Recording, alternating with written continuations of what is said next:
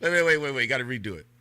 Welcome, everybody, and back for part two. I know you guys have thought we've been gone. I didn't even change shirts, although I should have, but I slept in this thing. Anyway, the thing behind this whole being forced on America to celebrate gays, I'm not understanding why. When someone said to me, and I'll give you this and then I'll go to another phone call because a young lady named Kay wants to join the show and I'm going to bring her in. The tranny told me I should be no. The tranny didn't tell me. That's what they said on about the Breakfast Club. They said you should be celebrating trans women. What do you think they meant by that? I didn't understand that. I don't understand half of the shit Angela Yee says sometimes, because I think that she's just that person that just says the opposite of what everybody else is saying just to bring, I guess, contrast. Because I don't understand. I mean, and that goes to this point too. She's saying we need to celebrate this person being trans, just like they say all the time that we need to uplift black women.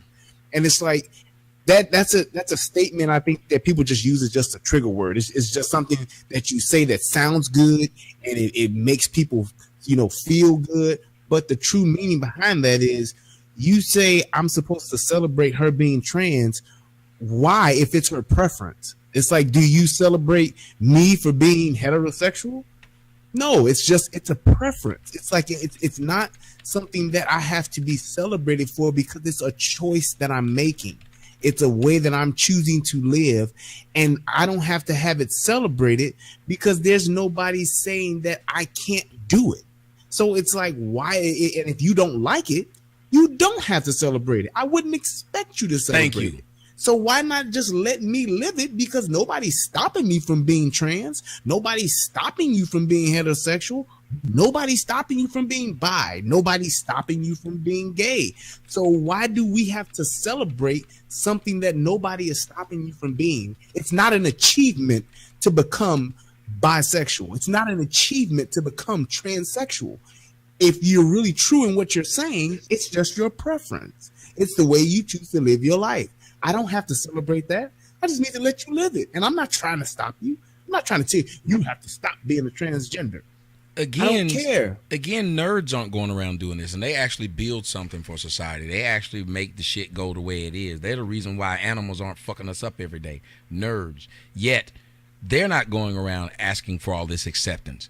We have one group of people who are asking for all this acceptance, and that's really pissing me off because they're trying to tell you that you not only must accept it, because I accept what you do. I don't give a fuck what you do in your own house. My neighbors are probably up there fucking the shit out their dogs. I seen the way they rub on them dogs and shit. They probably giving them dog all kind of crabs and shit. But I don't care. That's their business. As long as the dogs stay out my yard and as long as I'm not fucking a neighbor, I could give a shit less.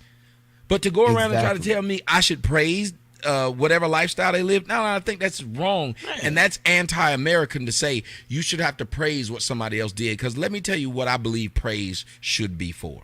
Because remember, I'm not one of those people who believe in people who say, I'm proud to be black. That's a dumbass thing to do. What do you mean you're proud to be black? You had nothing to do with this. That's like when somebody, I'm proud of my name. You didn't give yourself that name. What are you proud of it for? You are supposed to be, pride's supposed to come in with one actions and the result of those actions. That's just what I thought. So that's what bothers me about them is they're trying to tell you not only should you accept it, which I don't mind you should accept it, you shouldn't deny them the ability to do what they want to do with their own lives. But now I should celebrate it? Now we got a problem. Supposedly we have a transsexual on the line right now. 216, are you a transsexual? 216-577, you're on the line. Hello. Hey. Yeah. Are you a transsexual? Hello. Yeah. Okay, and you would like to speak to me. Go ahead. Okay, well, I was calling for basically about what was her name, Remy? Uh-huh. About her lying, telling the guy that she was a girl and he didn't know that she was a girl. Speak on it. I don't condone her doing that because most girls is transsexual. They do let guys know that they are transsexual. Why does it seem like so many? Why does it seem like so many of them have a story, from T.S. Madison to almost everyone I've talked to? They have a story of a time in which they didn't tell a guy. Well,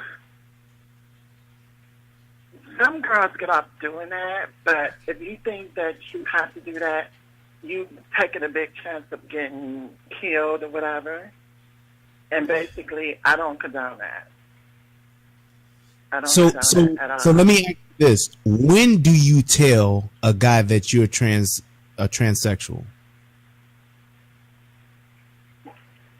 Well, if you meet a guy and you like to want to talk to him, you just tell him that you're a transsexual woman. Tell him up front. I mean, if you're proud of what you are. So when you say up front, are you talking like you tell them within the first, 2 to 3 minutes in which you talk? Like after you introduce yourself, you say, "Hi, my name is whatever, and your name is okay. Well, I just want to let you know up front, I am a transsexual." Yes, I think it should be right there. Leads into it? Yeah, you'd be up front and tell the guy I'm a transsexual woman, and some guys be like, no, and some guys be like, okay, cool. Because most guys are into transsexuals. I hate to bust guys' bubbles, but it's a lot of guys from 18 to I've been saying that. 58. Let me tell you something. Anybody will tell you, if you guy. watch my show, I've been saying it because I said if people weren't into transsexuals, there would have been more than 16 deaths last year about transsexuals. There'd have been hundreds of them, and transsexuals would be so afraid that they all would be just straight up before you come out. Yes. They'd have a shirt on, "I'm a transsexual, please don't kill me." But because they're able to walk around smiling and giggling, that means somebody is sticking them. Somebody is doing it to them, and it's a lie to believe they ain't. If they were, Yes. they would be in hiding, and they wouldn't be so overt with their behavior. If they wouldn't be so overt overt with their behavior, Right. if it was a bunch of people. Yep. So to believe that it's only a couple people fucking trannies is a complete ass lie. Go ahead. Yeah, it's a lot. Okay, well, I've been a transsexual since I was 13. I'll be 32, and basically I look passable. Some guys say I favor Janet Jackson somewhat. Oh, I thought you were going to say Janet Reno. No, Janet Jackson. So basically, I never had the problem meeting guys because I always had a androgynous look about me and very just a girly, a feminine look. And so basically, when I would meet guys, I would tell them, I'm a transsexual woman. Well, back then, you didn't call yourself transgender, but you would like to know that, I'm a girl with something extra, or I'm a girl, I'm just a different girl.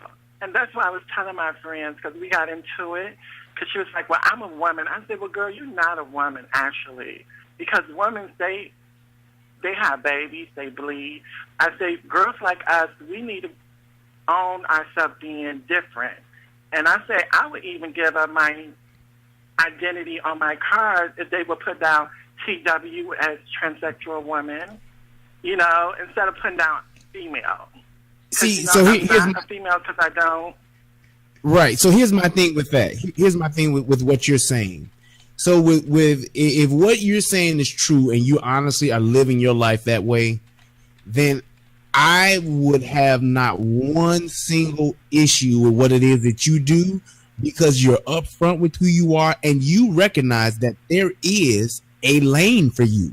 You recognize the fact that there are dudes that are really attracted to you and want to be with men that are like you. That is a complete acknowledgement of who you are and what it is that you want to be. You are 100%. You keeping it 100 in my book.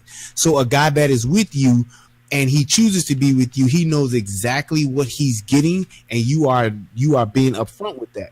However, my problem is there are, like you said, there are that woman that you're talking to that's saying, "Oh, well, I'm a woman."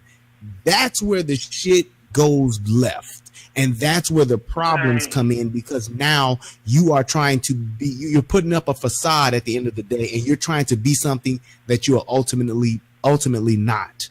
And that is where the killing comes. That's where the lying is. And that's where you got people running down the hallway without their drawers and without their socks because they don't want to be on the TV. You know what I'm saying? And that is what I think, that as much as we are going up against that, I think that there should be more women like you, or more men like you, that want to be who they are, they need to go up against that. I'm not nobody's man. Okay, at least respect that much out of me, because I don't live my life as a man. Well, wait. Let me ask you something. You said you don't live your life as a man. No, I can live my life like it's golden, but my life ain't golden. I'm trying to say, you say you don't live your life as a man, but to put a man or a woman in a social construct other than the gender they're born is a problem in itself. I don't know how to explain it, but basically what I'm trying to say is that when you live as a transgender woman, that's really, really is one, not a Bruce Jenner, not a Remy, whatever that person was yesterday. So you've gotten a surgery done. Well, I have breasts, and I'm in the process of getting. You see how that was a yes or no answer? That was it. You see, Okay, that's so why I have a hard time. Hold on a second. Let me just. could've lied. That's why I have a could've hard lied. time. Listen, but this No, is why I could've I lied. want to say. You know Let what? me say something to you, please. This is why I don't trust women and I don't trust trannies. Because when you ask people direct questions, the answer should be direct, especially when it's a yes or no question. Like literally, Right. if a woman asks me if I have kids and it take me that damn long to say I have them, what am I hiding? Okay. Right. So that No, always but I scares was me. gonna Women tell do you. that because y'all don't act No, like no, no. dudes. I was- You know I you could've can't get just away with shit lied like that and as a said I dude. had a sex change. I could have lied and said I had a sex change, but I'm not. But even though Okay, but I am why trying go to save that? money to get the Okay, well, sex let me ask change. you this. Do you know what a Bentley is? Yes. Do you know what a Cadillac is? Yes. Can you agree with me if I say that both of those cars are luxury vehicles? I guess I'm not really into cars. Okay, that's fine, but you know what they are. So if I told you that I had a luxury car and I pulled up in a Bentley or if I pulled up in a Cadillac, you would agree with me and say that I have a luxury vehicle, yes? I would think it's a car, but if you want to call it luxury, I guess you would call it. That's why I have a hard time. Okay, all right, okay, you're right. I'm going to give you that. Let's say a Ferrari Right. and a Corvette. Would you say that those are sports cars? Yeah. Okay, I'm gonna take it to your level. I'm not trying to insult you. A Michael Right. Kors purse and a Chanel purse, are they both purses? Okay. Right. Yeah. You know what those are. So those are both purses, right? Okay. Yeah. So if I say, hey, that bag you got is nice, are you gonna stop and correct me and say, excuse me, honey, this is a Chanel purse. This ain't no bag. Or would you afford me the fact that maybe I'm not really into fashion and I just see it as a bag, as opposed to it being that I know that it's a Chanel purse? Because a Chanel purse, it's not the point that I'm trying to make. The point I'm trying to make is that I just complimented you on your bag. That is the problem that men have with this whole thing about gender and gender assignment, who you are and what you live your life as. Because when I was speaking about what it is that you were doing, I wasn't focused on the fact that you call yourself a woman or you call yourself a man. I was focusing on the fact of how you are presenting yourself as whoever that you are, and the fact that you being upfront with it is what I was trying to make the point about. But you wanted to focus on the fact that I said that you were a man and you saying that you're a woman, or you saying that you're a transgender and you're not a transgender. I don't like that idea. I can't tell people I live my life like I'm white and they're supposed to refer to me as white. I'm thinking that's bullshit. I'm sorry. If y'all were trying to be honest, yes, you would like. Hold on a second. Okay. I couldn't tell my grandmother to refer to me the way that I am, the way of my name today, because that ain't what she fucking remembered. And I never told her she had to, because it didn't make any sense. But what I'm trying to get you to understand is, yes, there are people who will refer to you as she, but you cannot get mad at someone who refers to you as what you actually are than what you dress up as. If I dress up as Captain America, I can't get mad that people call me Tommy. They know I'm still Tommy. They know the fuck I am underneath that outfit. Transsexuals, I don't care what you say, that is an outfit. That's an outfit that you put on to cover up what you actually are. That is, though. You can argue that, but that is. You got the same dick I have. You have the That's same your thing that perspective. makes you a But male. all I'm going to say, well, if you want to be, precisely about Right, because we don't want to be technical. We don't want to be that. We don't want to be. We don't want to do that. Factual. But the point is, what I'm just trying to say is that I'm a transgender woman, and basically I live my life to compliment a woman. I'm not trying to be a woman, and that's why when I was dating guys that were so-called straight, the double dippers, the guys who want to be with us on a late night creep and be with their wife and girlfriends or whatever. So you don't think this is causing an issue? Huh? You don't think that's causing an issue? That was the issue between them. And I just really didn't like dating those type of guys. But them be the main guys, girls like us be attracting as guys that like the double dip. And I didn't like So to what really would you be with call guys that guy? That's why I call So the what would guys you- by guys being with girls like us that do not have the sex change. I do tell guys that you're just a homosexual that still like to fuck females. So it's okay Because for you you're to not hold on. I a want you to straight understand. man. So you like to let me No, ask you but- what in your community, because I've spoke to a lot of people in your community. What do you guys call heterosexual women? I call them fish, but they Right. call them heterosexual women. You call them fish, and you know most of the people in your community call them fish. So y'all got names for everybody else, but nobody can have names for y'all. You see how fucked up that is? I don't care about tranny because I know it's guys out there that are tranny chasers. They like to No, go with but you different care about types he of and trannies. she. Yeah, but you care about he or she, which is exactly what your chromosomes say what you I was are. trying to be in perspective, like as far as okay, you could call it ultra feminine. Okay, I'm an ultra feminine man or whatever. But You wouldn't see think what that you I was just a threw man in by the way another you- one. Do you see that? I understand that you and You just Okay, threw but- in another one. you understand what I'm saying? It's like, and here's what I'm trying to really understand where it is you coming from, but you're trying to make me understand something to where I can't have a rule of thumb to say, okay, if it's this, it's that. You're trying to make it so blurry. You're trying to make the line so you putting so much gray into the shit that it's not even worth it. I You see tell what I'm guys saying? up front that I'm a transsexual woman. I let them know that up front. Yeah, but Yeah, but be honest with me. refer to you as he or she. But be honest with me. Have you ever? Because every one of them I've talked to at least admitted they had a time in which they didn't say it to someone and they got off on it, like it turned them on to be able to turn that man. Okay, I do meet guys who don't know T, and when they don't know T, I be like, oh, I don't think he knows T. And What T the mean fuck like, is that? He don't know if T. he don't know, if he don't know what it is, Who he the don't fuck know is what T? You mean time like Lipton? Fool who don't know my Okay, dick. you know what?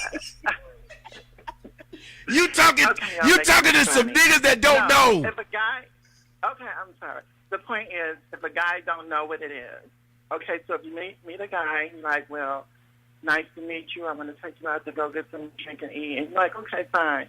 Because you just be going on in your day. You don't really be thinking about, oh, do we know? Do we don't know? But when he calls, you be like, well, that's when you tell him. Let me So ask you a most girls question. think Serious you gonna business. let it go and Square go on. biz. You ever sucked a nigga dick that didn't ask the question? He thought you was a woman and you just went on and gave him the blowjob and that was the end of the day. Be honest.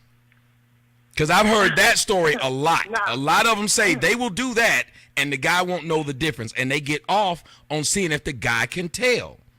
Because guys always be like, I can tell. So a lot of them will do it. Hey, look, I've done some fuck shit like that before. I had a girlfriend tell me I could tell when my man cheating on me. So I went out and fucked another woman, and dick still smelled like that woman's pussy. Came back, made that woman suck my dick just to see if she could tell, and she couldn't. Damn. And I got off on it. The more she was sucking my dick, I was like, I know she tastes that other bitch pussy. She gotta taste it. Fuck shit. I did some fuck shit. I can admit it. So I'm asking you, have you ever done that? Because I hear a lot of transsexuals who say that's actually one of the things that they have done. Because the guy won't ask, and if he's just trying to get head, they go ahead and do it. I don't do it I never did it personally, but it did happen a couple of times. And basically, the reason why it happened because he was drunk, I was drunk, and it happened. You know, you just want to. He wanted to get his dick sucked, and if you want to suck a dick, you suck it, and that's what happened. But it goes away from there. But it ain't like you just purposely just want to just go out there. No, I feel you, but let me ask you, let me point out what happened. I'll ask you this. When you think of what that transsexual did, I was trying to talk to her PR / nigga that need a job. So but I was talking to this nigga who was homeless and living in the back of his car / representative. I pointed out to him, if your lifestyle is not an embarrassment or bad, then you wouldn't have the ability to embarrass someone by filming them. Mm-hmm. What do you think about that? Oh, I think her whole scenario was just deplorable because, for one, she was trying to out him, and two, if she was calling herself a whore, she didn't get paid up front.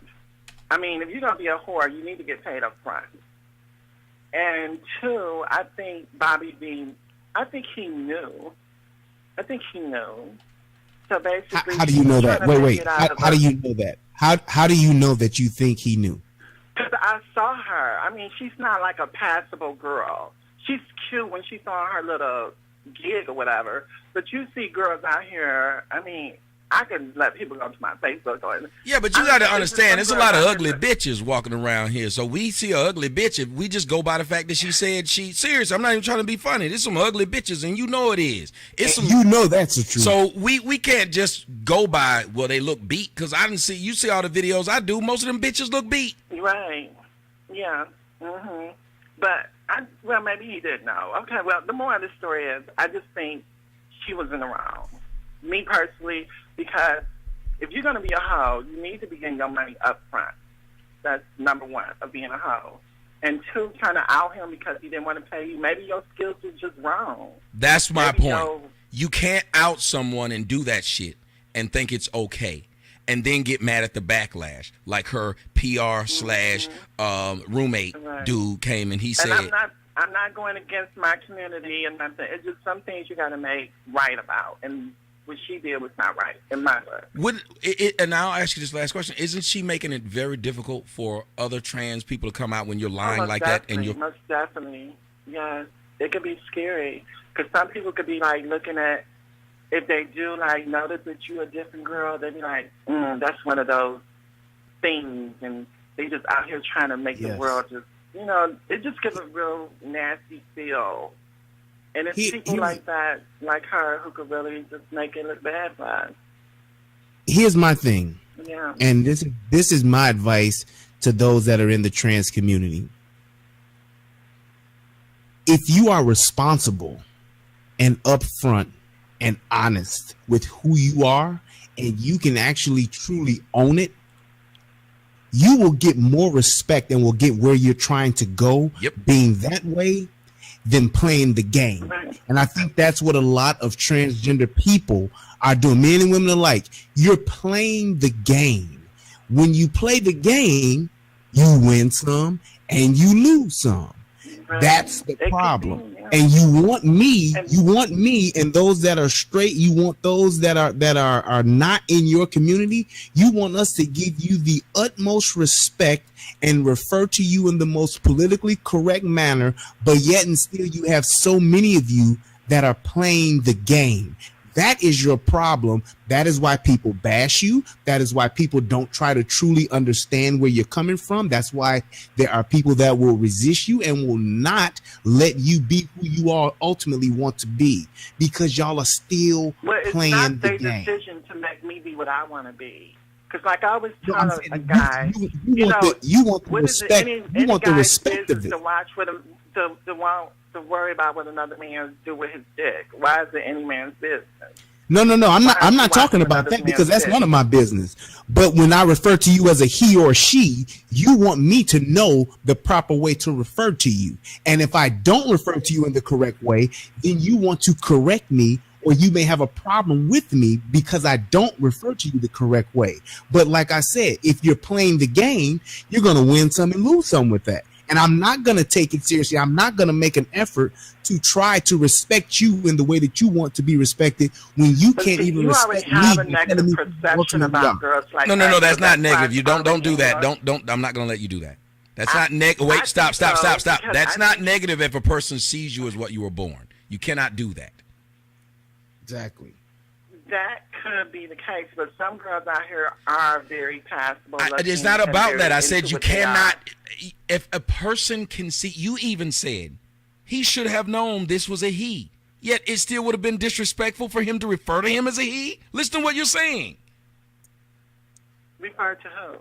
The person we're talking about right now, the Bobby Valentino dude. You said he should have known is what you said. That's a he. But he still would have been disrespectful for calling that person a he? How does that make sense? Because he's not as passable as you are. Upset. Is they upset because he found? I think they're upset that she was fooling him and outing him and trying to make him feel like, you know, he was and wrong. That's the problem. Why are we at that point? Why is there I thought he was fooling him, that's why. Or he got fooled, and once he found out, then he was why are we? This should never be a question. It should never be a question. Never. If you're passable or if you dead ass ugly and you look like a dude, if you look like a fucking truck driver who just got out of his rig, you should tell me what's up in the door. There shouldn't be, she's so passable, that's why the fact they use the word passable, ma'am, the fact that y'all use the word passable, I'm going to call you ma'am. Ma'am, I'm going to be ultra respectful. The fact that y'all use the word passable lets me know that you're trying to fool people because you wouldn't use the term. No, I don't get off fooling, guys. Oh, you hear what what I'm saying is that term would not exist in a community that was okay with who they are. Exactly. Right. But you could see it that way, but that's what. That's actually a fact. That's true. That's fact. They're not seeing it away. They just want to blend in. Say it again. Why would you want to blend? Why would you want to blend in? Part of being a woman is kind of is looking like a woman. Like I tell guys when I meet to date straight guys. That's the fucked up part. That's the fucked up part because you know you're not a woman. You're not one. No. When I would date straight guys, I would tell them, don't compare me with the woman because that's wrong. But yet you said y'all's job is to try to be. Yes. I compliment a woman. I'm not trying to be a woman. Yes, but you said your job is to try and passable. Yes, you said that their job is to try and blend in. That's what you said. Trying to blend in. You're trying to be a chameleon. A chameleon is something that changes its color to be like something. Feminine. Some girls already have feminine traits. Like I already have feminine traits. What kind of traits? Have feminine traits. Well, wait. What kind of traits? What traits? When you feminine. When you gotta spell feminine. Spell feminine. It's like aluminum. It's a metal. It's a precious metal. I get it. Okay. They use it on airplanes all the time. You know, I'm fucking with you, but you can't keep saying feminine. You can't say that. You cannot say this. I'm gonna say next interview you go on. You are not gonna say that. You are not gonna say that the next interview you go on. You're gonna say feminine. Okay. Feminine. You cannot say it that way. But seriously, you can't say things like our job is basically to blend in and then not think you're trying to fool, because that's what blend in means. To blend in means you are trying to fool. And the thing is, most men want to date girls like us. They want us to look passable. They want us to blend in. Yeah, but here's the thing. I'm sorry. What's your name, ma'am? They call me Mia. Mia. But Mia, the thing is that you all are trying to blend in and be passable when you don't have to, because there are plenty of dudes who want you just the way you are. They don't care. They don't care if you're passable or if you're not. They don't care if you get all the way post-op or if you pre-op. If they want it, they want it. Isn't that supposed to be the point? That's seriously. Do you understand that? That's why I go off on black women, because I'm like, why are you trying so much to fit in to look mixed? Exactly. If I wanted a mixed chick, I would have just got one. And if I'm going to be disappointed if I get a chick who look mixed on her picture, I'm telling you, I talked to a chick. She was fine, young girl with huge tits and great body. But she used to always send me pictures of her, and she looked really light-skinned. When I met her, she was about my color. Now, I'm not a colorist, but I kept thinking, why did you keep sending me these pictures? You know you ain't that damn color. Like, that's weird. Oh, wow. I just think that's weird. I don't send no pictures of me looking all light-skinned. I'm fucking around, look like I'm the Puerto Rican king. And then they say, they come see me and shit. And I don't look like this. I think that's what's going to happen if I meet this woman. And I might be into trannies and women. I might like to rock both of them. But if I meet you and I think, oh, this is an actual female, and you pull out a dick, even if that's what I was into on Saturday, bitch, it's Sunday. Sunday's pussy day. Fucking up my schedule. Crazy. You know what I'm saying? You done fucked up my week. But you know what I'm really trying to put out, because that guy's Little Duval or whatever, he was putting out a statement that, you know, he would kill a girl if she don't tell him what it is from day one. I could understand where he was coming from, but I think that was a dangerous way of him saying it. Because, like I say, most girls do not get off fooling. Yeah, but guys. it's dangerous to fuck me and not tell me. It'd be guys get off fooling a female person that they being with, their wife or their girlfriend. Like, I'm straight and I'm this woo woo woo, but they late at night creeping with girls like us, either if they passable or cocky rock. So it's not always what y'all think it is. Like, we just going out there just fooling men, like, oh, we want to get a man and just, you know, no, that's not how the story really goes. But Mia, but here's the thing, Mia, because you have the bulk of the power, because you know the truth, then you have to share the bulk of the responsibility. Because you have all of the cards and you know what's really what. Right. Even though some guys may figure it out and some guys might take a little longer to figure it out, the fact that you have all of the knowledge up front, that gives you more of the lion's share of the responsibility. Yes. So yeah, if I see you in the club and we talking and we liking each other and you ain't told me yet because you very passable, I'm still gonna check the package area. Why do you think they're making Usher pay? Who may not. Wait a minute. Why do you think they're making Usher pay? Because he knew what he had. He knew exactly. Right. So trannies should have the same damn repercussions. They should stand in their truth and just say, I'm a transsexual woman. We too busy trying to be like women, but we're not. And I told my friend, stop that. Just stop it. And that's once it. you put that out there, they will have men, everybody getting a world talking about, you're not a woman, you're not none. That's why I tell girls, we are transsexual women. Let's just be in that zone. Let's be in that lane. So we could just be in our own different sex. Like why not say like we're refurbished? We modified. We're refurbished. But let's not forget, most black men are the trannies' main consumers. They the main ones who kick it with us and right, because y'all look like our mama. Yeah, nah. But here's the thing, Mia. That's the point I guess I'm trying to make is because you are, and you all know this. You all know that there are plenty of dudes that's with it. So why would you need to be something different? Why would you need to let the charade go on? You all should be the most flauntingest trannies out there in the world, should all be together, and that should be the first thing out their mouth, because it's dudes that's with it. It's not a thing to where, well, I don't want to get caught with no tranny. Them dudes that's rocking with y'all, they rocking with y'all. And they ain't tripping on it. So there's no reason for you to try to y'all put shame to them. Y'all make them guys to be ashamed for kicking with trannies. Because y'all be like saying, oh, hell no, man, you kicking it with a fucking tranny and this and that. So y'all bring shame to a lot of guys. Niggas bring shame to the women bring shame to the shoes niggas got on. Right. It don't matter. You know, most guys don't have confidence just to stand their own truth. You know, some guys just don't. And if y'all just shame them for being with girls like us, that's some reason why some girls don't tell guys. A man. We have shaming them because they've been with another man. You could dress that man up. Look, you can put lipstick on a pig. It's still a pig. That is a man. Exactly. And you done been with a man that got that dressed up like something else. This has been going on for years. Why y'all acting like this is No, we're not acting like anything. Look, I'm telling you. Look, no. Let me please say this to you. If you give me a woman who puts on body magic and it look like she don't have a gut, and I get that bitch home and she take out that body magic and literally her gut fall out, niggas is gonna laugh at me about that too, ma'am. Exactly. Women will laugh at a woman who slept with a dude because he was driving a Ferrari. Come to find out, he rented it for a couple of days and he's really broke. Okay, let's say if someone like 50 Cent and I'm saying I want to date, hypothetically, if 50 Cent say that I want to date a tranny, I wouldn't be surprised I saw his baby mama.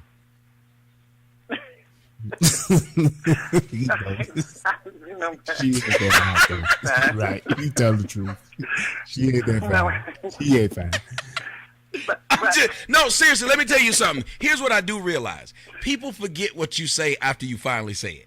That is human nature. Once somebody said, this is what I like, nobody's fucking with that McGreevy. McGreevy was against gay people. Come to find out he was fucking around with a man. Now he's a housewife. This dude who was against gay marriage is now a housewife. Do you hear anybody talking about this man now?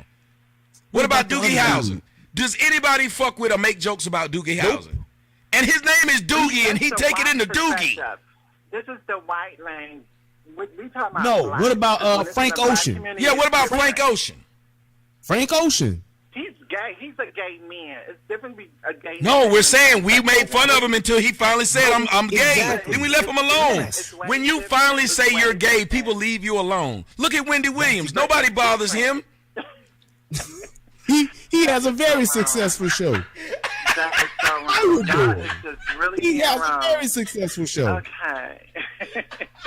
But you know what? I'm just trying to just let it be known that it's some girls out here saying their truth and they proud to be transsexual women and they not out here just trying to just get off fooling guys. I'm not, because even though I could, but I just like to stand in my truth, and I've been doing it because I do know some girls who have got killed for not telling guys.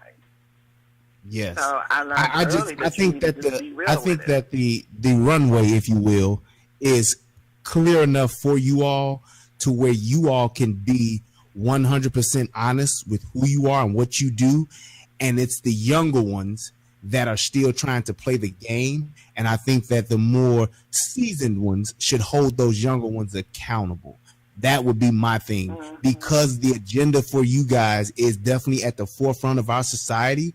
The room for you all to grow and the room for you all to become who you want to be without the ridicule. Yeah, you're going to get shamed and you're going to have people that's going to hate and don't like it or whatever. That's going to happen.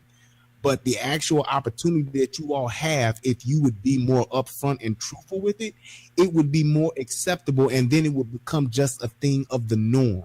Like, dude, nobody says anything about Neil Patrick Harris being gay. Nobody says anything about Macaulay Culkin being gay. Nobody says anything about Baby being gay. They let it be because they say it and they just leave it. And once it's talked about, it's done. Cool. Young Thug. Right. I can't keep making fun of you for the same shit. That's what dudes do. Think about it. And that's why what Brian said earlier was so true. Men are more forgiving of homosexuality than women are. Remember, the men in the Greeks used to sit up there and fuck each other in the ass. That was a rite of passage. We don't really give a shit what you do if that's what the fuck you do, because once we know, that's all men want to know. We just want to know up front. Once we know up front, we can deal with it. Well, it's people out here like being up front. But like you said, it's the younger girls, because I just turned 30. So like you said, it's the younger girls out here that's really might be a little bit too... Right, because the older ones can't fool you. T.S. Madison no longer looks like whatever the fuck apparently he used to look like. It just look like a big old dude now. It does. You know what happened? You remember Boy George used to... I remember when I was little, I was like, that's a bitch? I mean, that's a dude?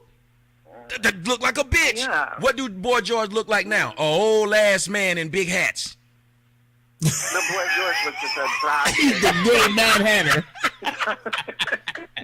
You can only do that shit but for so long, because you got to remember, natural born women, when they stop their cycle, they basically turn into dudes. So what the fuck you think a real man gonna do at that age? Yep. Well, I was just bringing my perspective. So hopefully it'll make some people in your audience think different about girls like us. Hopefully. This has been an actual, we love this conversation because you allowed us to joke. Yeah, you allowed us to joke, have fun, and we talked about a serious topic. Because none of us should take ourselves too seriously, and I think that's what's fucking up America. We all take ourselves too seriously, which is why the government can come in and fuck us all in the ass. All right. Yeah, Mia, I definitely want to say, Mia, I appreciate you being able to come on here and just give us a chance to have a conversation. I hope that you can take this and pass this on to others so that they can see this conversation and see where we're going with this, because it's things like this that actually make headway and can make some younger people understand us, and they can make some that don't really understand us. We can both learn from each other by having a conversation. So I thank you for that, and I thank you for being open to have that conversation with us. All right. All right, and I want you to, bye. I want you to live by this rule before you leave. If you can take a dick, you can take a joke. Oh yeah. She got excited. Oh yes. That's my kind of evening, a dick and a joke. Thank you so much. I can come and laugh at the same time. Then look, do you understand that if there was more of this, people wouldn't give a shit? If he just came out and said it, niggas would party right along with trannies as long as they knew those are the trannies. So the dudes who like the trannies would go over there with them. And after we realized a couple of our homeboys like the trannies, we wouldn't give a shit about that either. You know why I wouldn't give a shit? Because I'm not a tranny. And every time I see you walk off with the tranny, you know what it tells me at the party that night? I get all the bitches. Because you over there with the niggas that look like bitches. We all right. Yep. I can dap you up. You like, I let that tranny suck my dick. That's you, player. Now I let these hoes suck mine. But we all good at the end of the night because I don't sleep with that nigga. We doing different shit. Yes, and the truth and the fact to back that up and support it is that's how it used to be with gay men and straight men. It's like I am very cool with I have quite a few gay friends, gay men that are my friends, and I can say, hey man, that person is my friend. If I saw him in a fight, I'd pull over and I'd help him. At the end of the day. So it's like you have those type of people that had that conversation and got cool with it. Once we started to because there was a time when I was a lot younger, I didn't understand the gay thing. Nope. And it was like, it wasn't until I had conversation with gay people to where I understood them. I understood where they come from, and I was able to understand it, and I respected it, and I got the fear out. So now it's like, it's not a thing that I don't know. I learn. And as I learn, I evolve and I change, and I'm cool. Same thing can happen with transsexual.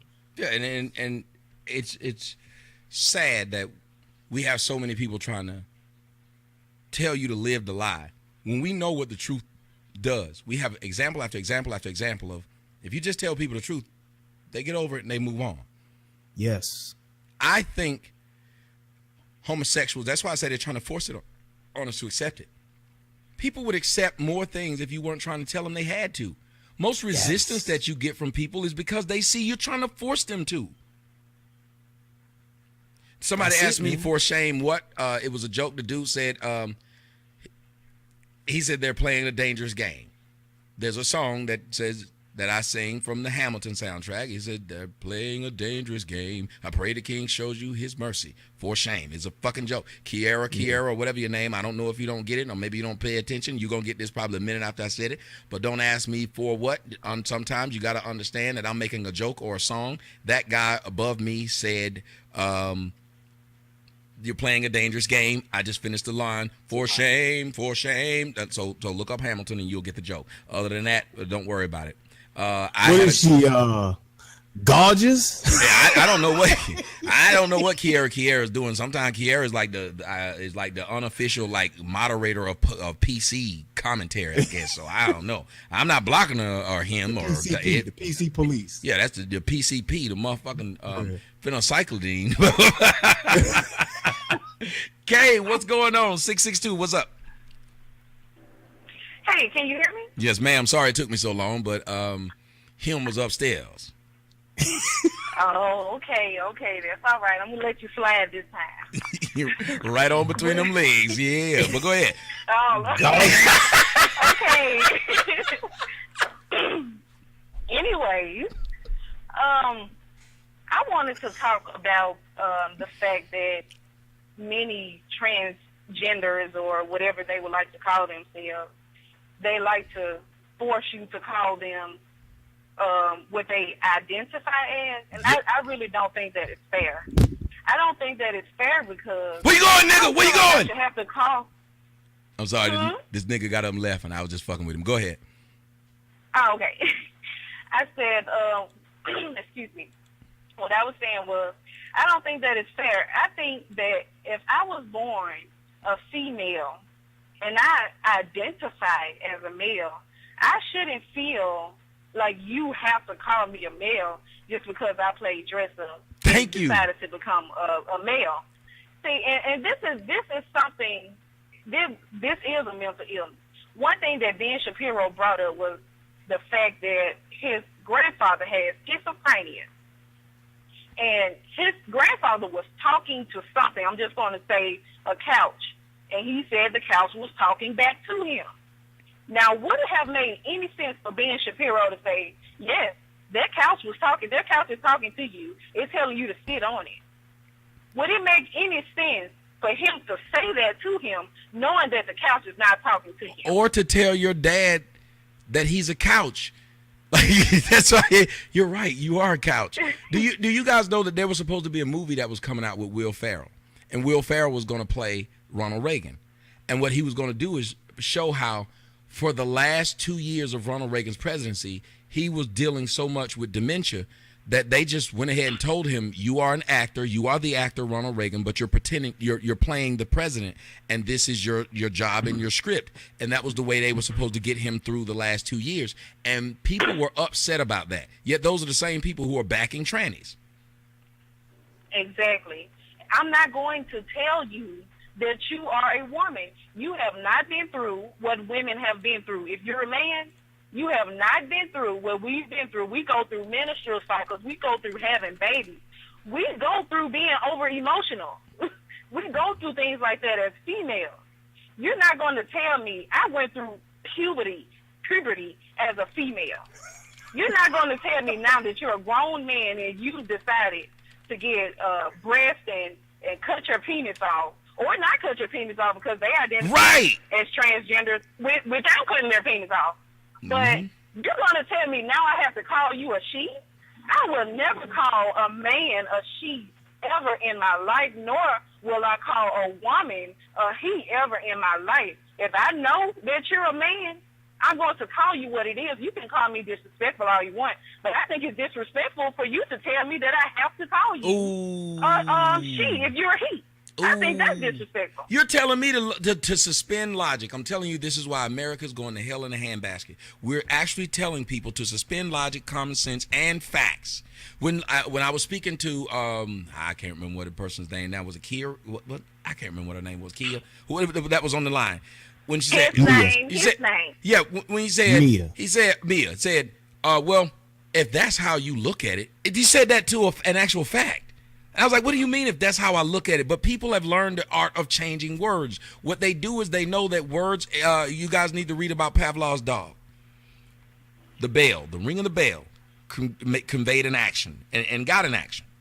What has happened now is we know that words create something. Like when you put phobia at the end of something. You can put phobia at the end of something, and apparently it becomes a bad thing. You're a dogophobe. You're an MSG-ophobe. We should do. What's that bullshit that everybody talking about now that's in their food that we never even heard of 10 years ago that they're saying I'm allergic to that. What that bullshit? I forgot what it is. I have no idea. That jackass shit that people want that they're saying is in their food. What is? GMO. Gluten. That gluten. Red dye? Who the fuck knew what a gluten was? Right. Oh. Right. Now niggas is talking about I'm allergic to gluten. I'm gonna start glutaphobe. You're a glutaphobe, nigga. You don't like gluten or ass. Glutes. It's like I guess it's one of the things. I guess in when you're talking about like how you would be offended by calling that woman that man that's a woman or whatever. They want that title because with that title comes a covering. They get that shield of being a woman. They get the pass. Yep. They get the rights. They are part of that fellowship, that club, that group of being in a woman. You Brian, get they a also lot of benefits from being that. But Brian, they also get. I look at trannies, and I want to listen. I want both of y'all to tell me if y'all agree. UK and you, Brian. I look at trannies like Superman 2. Remember Superman 2? What Superman did? Mm-hmm. He went inside the solace the thing, and he turned himself into a regular fucking person. He got rid of all of his superpowers, and when he did it, what happened was the world went to the hell in a handbasket, and he couldn't do anything to stop it. If these men keep changing themselves from being men, whenever it is time for us to fight, where the fuck are your men going to be left? Because they are powerless now because they went inside that jackass damn thing to try to make themselves do what you said, which is, well, I'll go get all these perks of being a female because they're getting a lot of perks. But what you don't realize is the person who set that up is trying to weaken you on purpose. Yes. And here's the contradiction to that. Well, let me just finish this. The contradiction to that is that what it is that they ultimately want to be, which is their own individual self, and they want to call out or call to the mat all of those that are against that, they are shaming those that ultimately want the same thing and already have it, which are men. We already have our identity. We already have our place. We already have our lane. Yeah. They want theirs, Yeah. but they want to bump women out of it and drive in it with them, as opposed to just creating their own and having their own lane. Because if you get your own lane and you build your own road, you are in control of how you're going and what direction you go in, just like the men are. But you want to make the men feel bad about what they do, and then you want to force the women to let you into their lane. And then when you get over there, you want to go back over here. You want to go over there and then say, this ain't where I really want to be. No, I don't even want to be on this goddamn road. And then you drive off and you kill yourself. So it's like you have to be able to say, well, hey, let me do what it is I want them to do for me, which is to respect who it is I want to be. Stay in your lane and be 100% honest and truthful with who you are. And then that way, the other people in the other two lanes will see that and say, well, you know what? I'm going to let them do them because they lane ain't bothering me. I'm still going where I need to go. And the same thing with women. Then you don't have to get caught up in names. You don't have to get caught up in he, she, or it, or something that may be offensive to them, because it's already established, because you're the ones that did it by being truthful with who you are. Go ahead, Kay. Right. And that's why I don't have a problem with Rachel Dolezal. I have no problem with Rachel Dolezal. If a man can dress up like a woman and say that he's a woman, I don't have a problem with Rachel Dolezal saying that she's a black woman because she decided to do whatever she did to become a black woman. I have no issue with that. Same way Amber Rose decided to be a thought. I'm sorry? Same way Amber Rose decided to be Caillou. To be a thought, yeah. Yeah. She does look like Caillou. Oh my goodness. When you said that at first, I was like, I told my husband, I said, truth. She does look like Caillou. And my son said the same thing. Oh my God. But in another thing, since it's all about who you identify as, I would like to say that I identify as Beyonce Knowles Carter.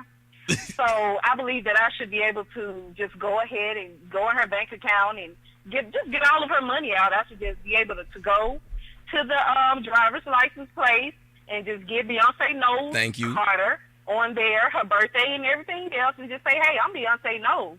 So I should be able to go to the bank that she has her account at and just take all of her money out, because that's who I identify as. I identify as Galvatron. I've been looking for for Starscream for the last 3 years.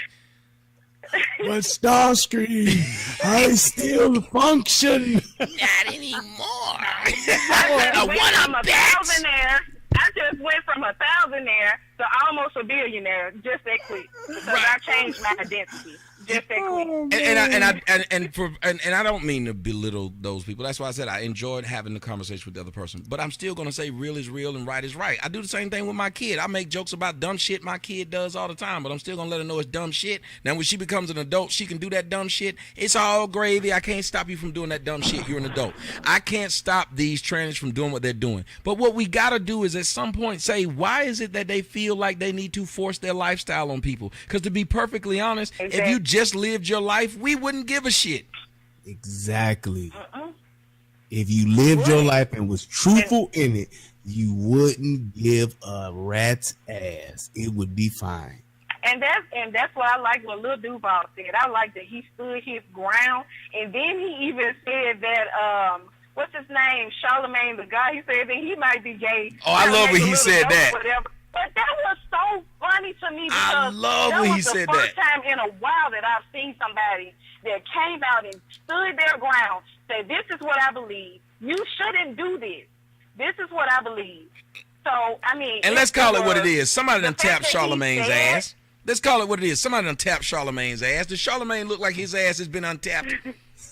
That does not look like uncharted territory. I'm telling you now, Tommy, if a man gave you oral sex, what the hell would you do? A man's mouth was on your penis, what the hell would you do if I've I was already a said man it. and that happened to me? I would do the same thing Lil Duval said. Listen, I already said it. I You would- won't have to call John Quijones if I find out you got some cojones. That's what I'm saying. You would know what I'm going to do. What I'm gonna do? That'd You be know a what I'm short gonna do. episode of What Would You Do, John Quijones? Yep. And I What guess would the you flip do, side to Brian? that What is, would you do? Would I you- guess what would you the do? flip Would you side to pray that for would him, be or would you send him to his maker? the flip side that would be most transgender people wouldn't even care about a statement like that if they were truthful with who they are. Yep. I wouldn't feel threatened as a transgender person if I say, well, I tell people who I am anyway, so that would never happen. Lil Duval would never kill me. Thank I would you. never feel threatened by Lil Duval because I tell people who I am up front. I don't have to hide who I am. I don't have to hide the fact that what I got and what's in between my legs or what's not. I tell people up front, so it would never happen. It's that simple. That's just like us getting offended by a white woman saying, "I wish a black dude would kiss me." Black dudes be like, "Shit, she gonna know who the fuck I am when I walk up to her and I come up to her face. It is what it is. If she gonna be there to be kissed, then that's what it's gonna be." So it's like if you be upfront with who you are, you ain't gotta worry about some what ifs. And I still Because you say tell this. people what it is. And I still say this, Kay, and I'm going to let you have the last word. I still say this. If a woman were to kill her rapist, nobody would say she should not have killed the rapist. Also, if a man dressed up like a woman to fuck a lesbian woman, they would call that rape. So let's move on to the last part. If a man sucks my dick or fucks me and I find out he used to be a man, did he not just rape me? Yes, he did. So why He would just people? raped you. So why would people not treat me the same way they treat a woman if she murdered her rapist? No one would ever feel bad for the rapist. They should do the same thing for these fuck ass niggas that's running around pretending to be women, fucking dudes, and slapping each other's hands like they the water boy after a fucking sack and shit after they done slept with you. Yep. Exactly. That is very true. That is not fair for that to happen to men. When it comes to men, no one cares. When it comes to women or trannies, Tommy, all that you have to do is just become a tranny. That's all you have to do in order for things to just be okay with you, and, Yep. and what you say will be okay. Everything will be okay. Just become a tranny. Or say I'm gay. Yep. It's nothing to it. Just put a dress on you, then you're a tranny. So go right ahead, Tommy. And if anybody mess with me at that point, it's tranny back. Like that dude told me, did you know that transsexuals are a protected class? I was like, motherfucker's so protected. I mean, when the SS Enterprise put its shields up, it don't worry who's shooting at it. So yeah. Tommy, you just Shields made up. the voice. All you need now is Shields a up, dress. Mr. Sulu. And then you're considered as a woman. Right. You went through the same struggles as I did. Right, and you It's hear just these that niggas simple. calling. And it's just that stupid. You hear these niggas calling with their strong ass voice. These niggas' voices is still strong, talking about I'm passable. Not talking like that. You must be a mime. And he's trying too hard. Say It's all like, she do is you can text. She tell. don't talk in the club. She just texts.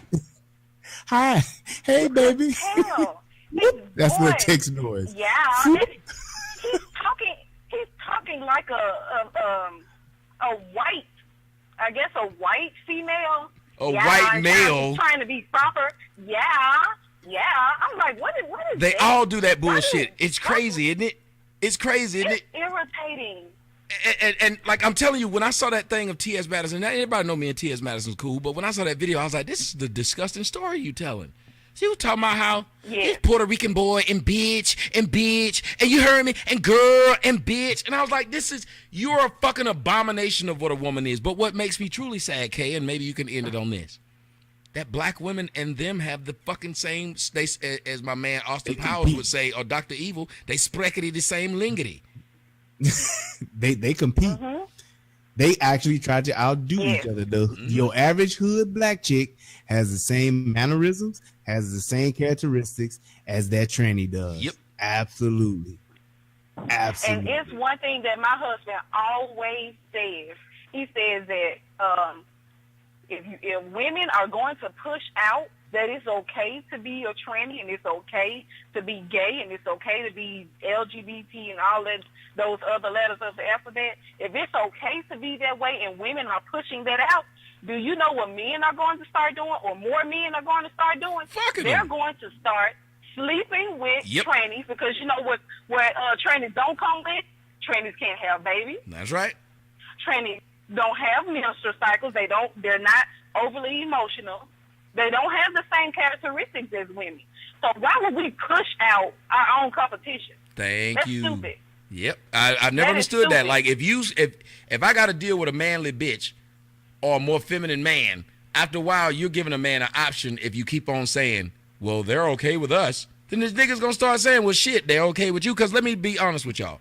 Men do what women are okay with. That's why we date some women that we don't even like, but we know that every other woman around the block thinks she's so fine, and it makes it look like you're in a good position. So you'll date a bitch you don't even like. There are many of us who've been with women who are just aesthetically pretty, and we can't stand this bitch. But because other women be like, shit, I'll fuck you because you fucking her, we stay with her. Yeah. Well, I tell y'all what. This nigga right here gonna be the last of the Mohicans. I ain't going nowhere. I don't give a damn what circumstance it is. I'm holding out to the end. Look, I think I'll run on, see what the end will be. I think I'll run on, see what the end will be. But you know what, yes, Tommy? It was so nice talking to you. They gonna call me home to Glory Jack first. No, we haven't heard from you in a while, Kay, so it was really fun. All of these phone calls tonight are actually really good. You guys are making the night easy. These shit seems very short. So thank you, Kay, for coming in and talking to me. Oh, you're welcome. I tell you, I was a preacher's kid. That was a good old Negro spiritual right there, boy. Lord. Yes, Lord. Jehovah Jireh. I will do it. Boy, you almost made me shout. You can do it Yahweh or my way. Either way. 301 caller, you're on the air. Talk to us. Yeah, what's going on? Oh, yes. They told me that it was a tranny calling in. Okay, how long have you been a transsexual? Nah, not me. Not me. It's okay, sir. This is a safe zone. This is a safe zone. You can go ahead and tell us. We're not gonna make light of your situation. Go ahead, bro. Oh no, I ain't no tranny man. I'm just fucking with you. Talk to me, brother. No, hey, listen though. I'm just now getting off of work, right? So when we clocked in, we had our meeting. For some reason, they brought up saying that there's a law that just passed up here in Maryland. If you have a certain person that want to go into your bathrooms or whatever, please don't take it upon yourself to tell them, you can't come in here. And I said, are you serious? And it was like, since these people might identify as another gender, you gotta, or if you don't feel comfortable, give us a call. So I said, well, if we don't feel comfortable and we call you, you know what I'm saying? Like, you know, call us on the walkie-talkie. So if we don't feel comfortable, we call you. What are you gonna say to them? And the lady said, we're probably going to tell them the same thing we telling y'all. Just go ahead. So, now, my problem is this, because, you know, North Carolina lost the All-Star game because of this rule that they was enforcing. Yep. And I'm just thinking about kids, right? Like, that's like me saying, all right, I'm a dude. You see me. I'm dressed as a dude. But, hey, guess what? I want to go in this bathroom with the female bathroom because I identify as a female. And y'all can't stop me. I said, you know how stupid that shit is? That's just dumb as fuck. Like, people, common sense is gone, man. Like, people just, this world is fucked up, man.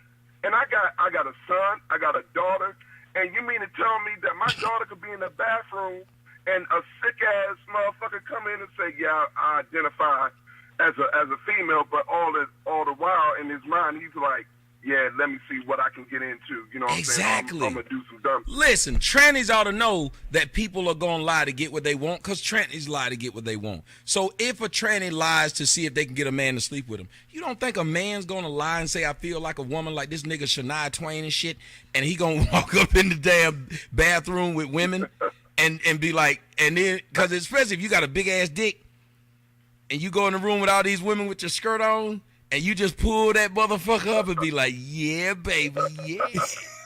You don't think some of them women gonna be like, that bitch got a big old dick, I'm gonna do it? Because women are adventurous. Women will fuck anything, to be perfectly honest. They are worse than dudes. We just won't admit it. They will fuck anything just to see what it's like. So, Thank you. Just what it's like. Right, so those men would go in there, and the one woman who turned them down, the problem with people who get comfortable in what they doing, they stop asking you questions. So that's where rape comes in. Because he's so used to, I can walk in and one of these hoes gonna fuck me, he gonna take it now. And that's what you don't want. And people say, well, what about gay men? If you just let men in the bathroom, a gay man could go in and rape a man. Let me tell you something. It's harder for you to go in and grab any motherfucking man, if you're a man, and rape him. But it's easier for me to go and grab a female and rape her. Yes. We should want to keep the playing field equal. That's all I'm saying. What do you think, bro?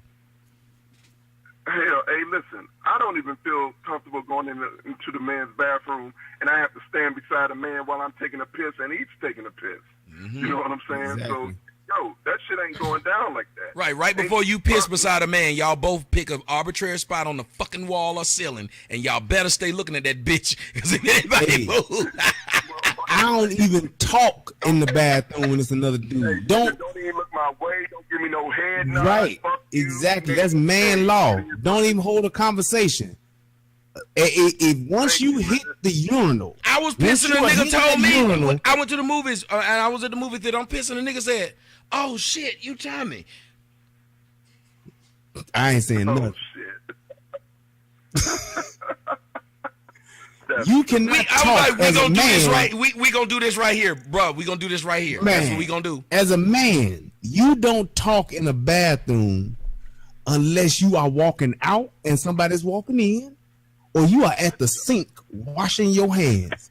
There should not be conversation at the stall, in the stall, or near the stalls.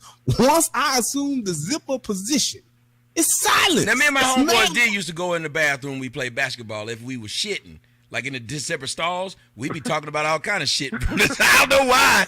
We just said that be talking, man. Them hoes ain't shit. Nigga, flush. I'm just saying. Well, like, we would do that, but like you said, yeah, like a strange motherfucker walking up to you, we gotta look at the wall, nigga. We can't even slip the look down. If your phone ring, nigga, answer it outside. Do not do this. Yep. But I want to ask you this. Your company decided to say that to you. How did the people react after the discussion? How did the employees?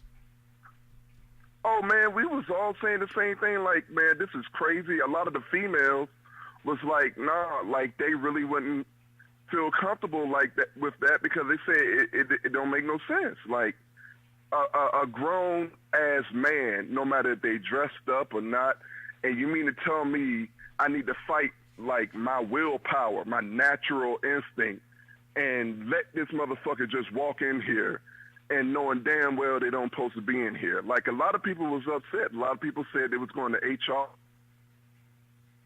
Yeah, they have every right to, man, because at the end of the day, I mean, and my thing is more so for the women than it is for the men. Because it's like, man, if you a woman and a dude come in, what if I'm identifying as a female that day? And I go in midstream, I identify back as a male. Do I stop my stream? Or do I say, hey, knock on the stall next to me and say, what's happening? And let's be honest. What do they push, brother? They push that sexuality is fluid.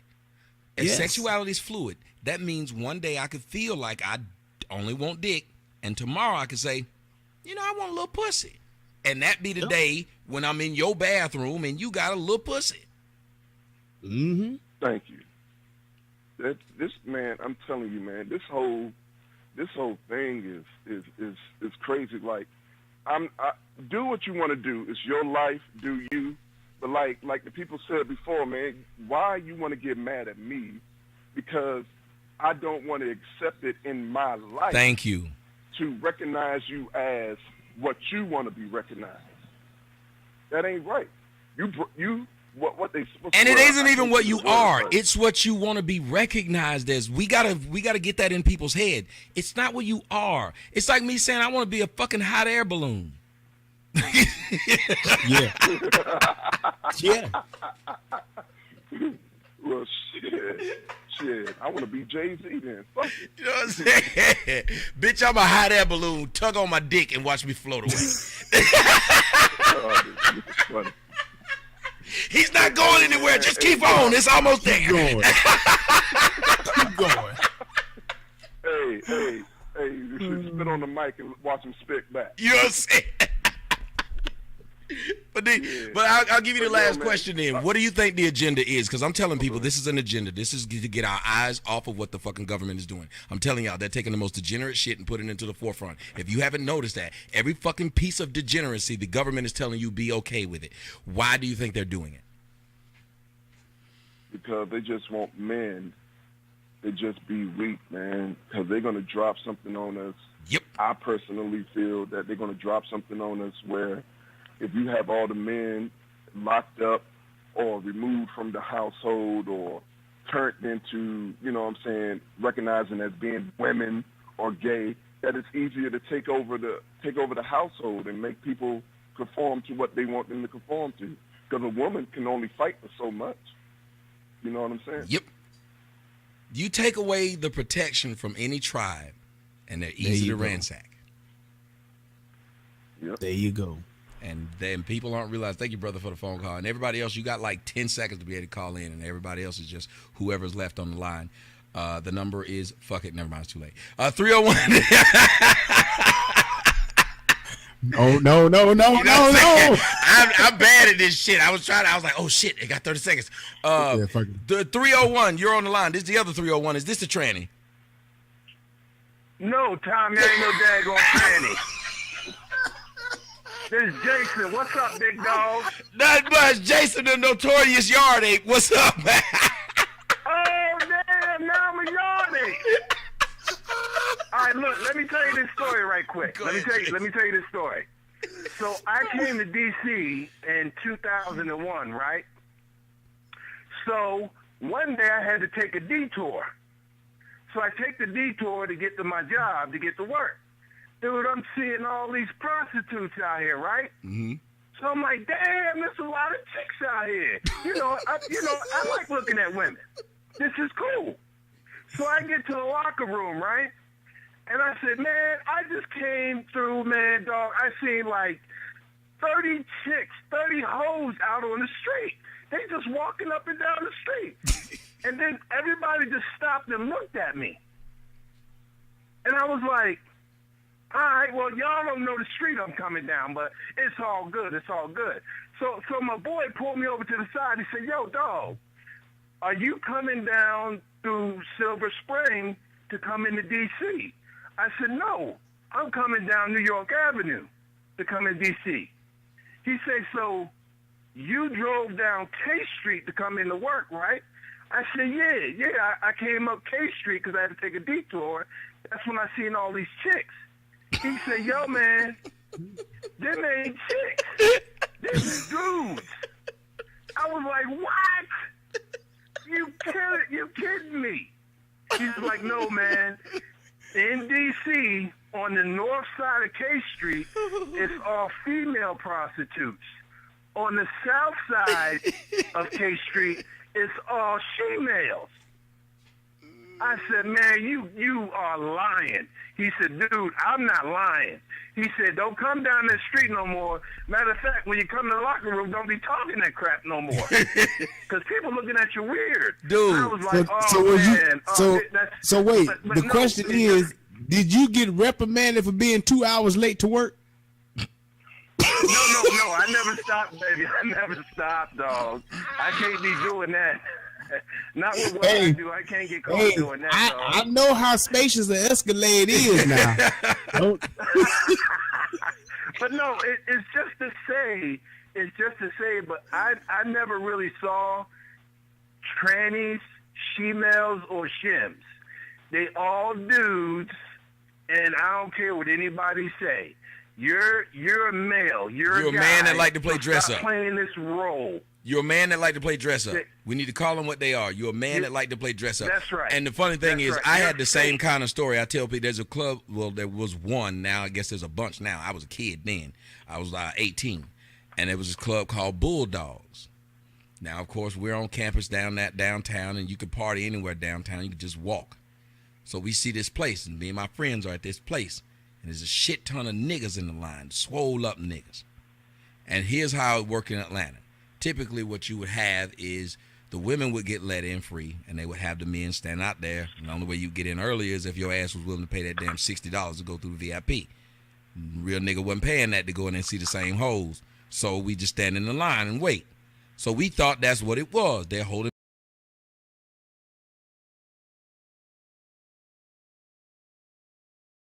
shit ton of niggas up in this line. There's a bunch of bitches in there, right? And he said, he laughed. We're like, why you laughing? He said, y'all don't know what this is? I said, no. He said, look in the line again. So we look, and you know you don't pay attention. That's why I was saying to that fucking tranny that y'all know that motherfuckers don't pay attention. When niggas trying to fuck, they just don't pay attention to a lot of shit that's going on. So I look back in the line, and I look at some of the niggas. You know, I'm Caribbean. Some of the niggas had on fishnet shirts. I was like, you know, they might be fresh off the boat. They might know by now. I told them, we can't do that here, because when I first, I was wearing them motherfuckers too. I was motherfuckers had to tell me you can't do that. I didn't know no better. I didn't know no better. I thought he might have been like me. He go down to the coast and catch you something. Right, he knew. He might have just got here. He don't know. And then I kept looking down the line, and niggas had on tight ass pants. I was like, well, they might still be trying to relive the '80s. You might be trying to look like your boy from Cameo. Word up. You might be. I don't know. You're trying to justify it. I'm trying to justify this shit because your mind told you straight up them niggas faggots. But you stopped and said, well, I got to justify this shit because I'm standing here with these motherfuckers. There's got to be an explanation for this shit. I keep looking down the line, and next thing I know, I saw niggas holding hands and shit. I said, well, maybe they praying. Oh, damn, Tommy. He said, yo, man, this thing is real. But look, after that situation I had when I was going into work, I was going into DC and going to the clubs and stuff with a good friend of mine. And after that situation, I got paranoid, and I stopped going to the club. Yep. And you know, and also the other day, Tommy, you talked about, you know, gay people making you mad at them, then they want you to care about them and this and that. My brother is actually gay. And me and my brother haven't spoke for like almost 20 years. Was it because he was gay? Because he's mad. Say again? Was it because he was gay? Yeah, he's mad because I told him, you know, you're my brother, I love you. I don't care what you are. I don't care how you feel. You're my brother. I don't have a problem with that. The only problem I got with you is bringing your friends around my daughter. That's the only issue I'll have, but you're not around my daughter that much, so I'm not going to have that issue. And we discussed this before, you know, right after we, you know, realized he was gay. You know, my mom had 5 boys and 1 girl, and only 1 turned out gay. That was his choice to be gay. You're not born like that. For all these people listening and for all these transvestites that still got their chopper in their pants because they can't afford to be a woman, and about 90% of them still have it in their pants. Nigga say so they're not women, they're guys. They say he pulled out the Draco on him. Yeah, so I just, you That's know, not a I knife. understand. And This my is oldest life. brother used to tell me, because my oldest brother works with the community a lot, so he told me what to look out for.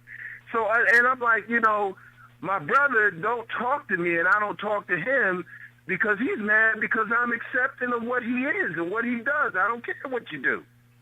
And he's mad at me, so we don't talk. But that's besides the point.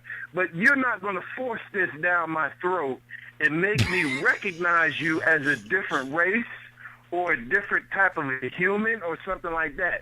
Either you're a man or you're a woman. Look, I don't know. You Listen, bro, you keep driving down K Street, they might force it down your throat. Tommy, I don't go down K Street. Well, no, Tommy. The other folks that moved in over to K Street, so they kicked them out of there. So they don't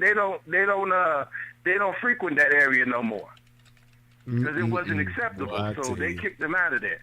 But besides the point, you know, I can't understand this, and I don't know why these people out here think that this is something special and something protected and this and that when they are out here fooling guys. And I'm telling you, I feel just like that dude on the talk show. First off, I know you're a she-male because of the way you talk and what you look like. I can pick you out of a crowd. But I'm gonna tell you, if I ever do get fooled, I'm always carrying my stuff with me. You gonna get 18 in the head.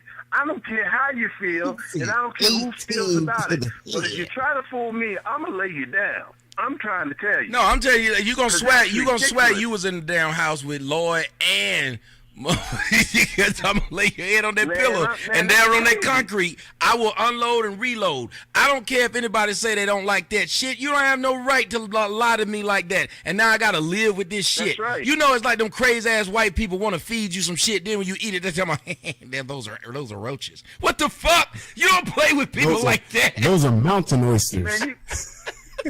Man, you don't do that to people because it's not right. I mean, I grew up when you know, I never met or seen a transvestite until I got to DC. So I have not. I mean, I probably seen them when I was in Germany. You know, I probably seen them in other places, but I was in school doing that. I didn't understand that. And then when I went to San Francisco, oh man! As soon as I got off the plane, you know, I stayed in my hotel room the entire week that I was there. See, that's weird. When I must have didn't see them. Like every time I go to San Francisco, all I see is like it's a shit ton of Asians. Like that shit throw me off. It's like Asians everywhere, but I don't see these like trannies. And maybe like I missed them, or maybe because I had my kids and Hamilton on my mind. I wouldn't there to get no hoes. Like I don't go to it's a few places I don't go to get pussy. Like if I'm dating you and I go to Atlanta, you know I'm not in that fucking. I'm just not. I don't go to DC and fuck. I was talking to my homeboy and he used to make fun of me. My cameraman used to make fun of me talking about how gay Atlanta is. Took my ass to DC. I said, nigga, this is gay capital. All these niggas up here just fruited. DC is bad. Yes. Like you thought Michael Jackson was bad. Anyway, but if you and it was a few places, West Hollywood in LA. I'm not gonna date no motherfucker from there. I know I won't even date a bitch that got a gang of gay friends because that bitch might be gay. Like I don't like a bitch who titties too damn perky and she over 25. Something ain't right about that. But like you said, it's a damn shame because of the fucking deception that we even have to think like this. Yeah, it's a scary thing, Tommy. And I've been staying that island thing for since before I got to DC. I've been talking about if you're gay and you don't like men or women, go live on the island and see how long you live for. Mm-hmm. You're going to die out in 100 years. That's telling you something that it's not right. It's not good. Because you can't procreate when you love your same sex. You cannot procreate. You can't have kids, you dummy. Just like, and look, so and for as much as I'm against marriage, I mean, it's common sense. Like, think about it. As much as I'm against marriage, I also preach that we can't really build a society if we do not couple up. That's a part of what we should do. Like, it's dumb that they try to pretend that they won't acknowledge facts. I don't like people who don't acknowledge facts. You can be gayer than a motherfucker, trans than a motherfucker, bi than a motherfucker. As long as you acknowledge a fact, we're good. Because that means I can still build with you because you're honest. Like the crackhead can say, hey, I'm one of the guys in the community that shouldn't be procreating because I'm a fucking crackhead. Because he knows the community is more important than himself, we can actually have a community. The problem with transsexuals and gays is most of them don't believe that the community is more important than themselves. They're selfish. That's why. They're very selfish, and they don't care about nobody else outside of their whatever race that they want to call it. It's ridiculous. It's foolish. And I'm gonna tell you, like, yeah, you're right. Don't come to DC and don't date nobody in DC because you don't know who the hell you dealing with. Mm-hmm. Gay Pride Week in DC, I take off for the whole week. I don't even want to be bothered. I just don't want to be bothered because it's ridiculous. You got guys running around here. I mean, come on, man, you a dude. And gay dudes and fat bitches are the worst because they both are real persistent. You ever notice that? Like, fat bitches will say, I'm going to my inbox, and I rarely get a fine bitch to just say, first message, I suck your dick.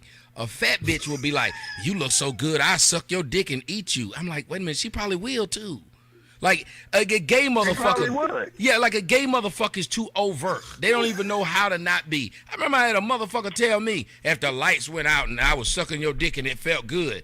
I said, hold on, nigga, what place we gonna be at when the lights just go out? And we just gonna still be acting like, let's not get the fuck out of here. We just gonna say, fuck the lights out. Let's just chill. Like I'm just gonna turn into motherfucking Aaron Hall. Oh, baby, hey, let's chill. No, the lights is out. Nigga, somebody get a candle. Tommy and Brian, I'm sorry, Brian, and I didn't know if you was trying to get in there.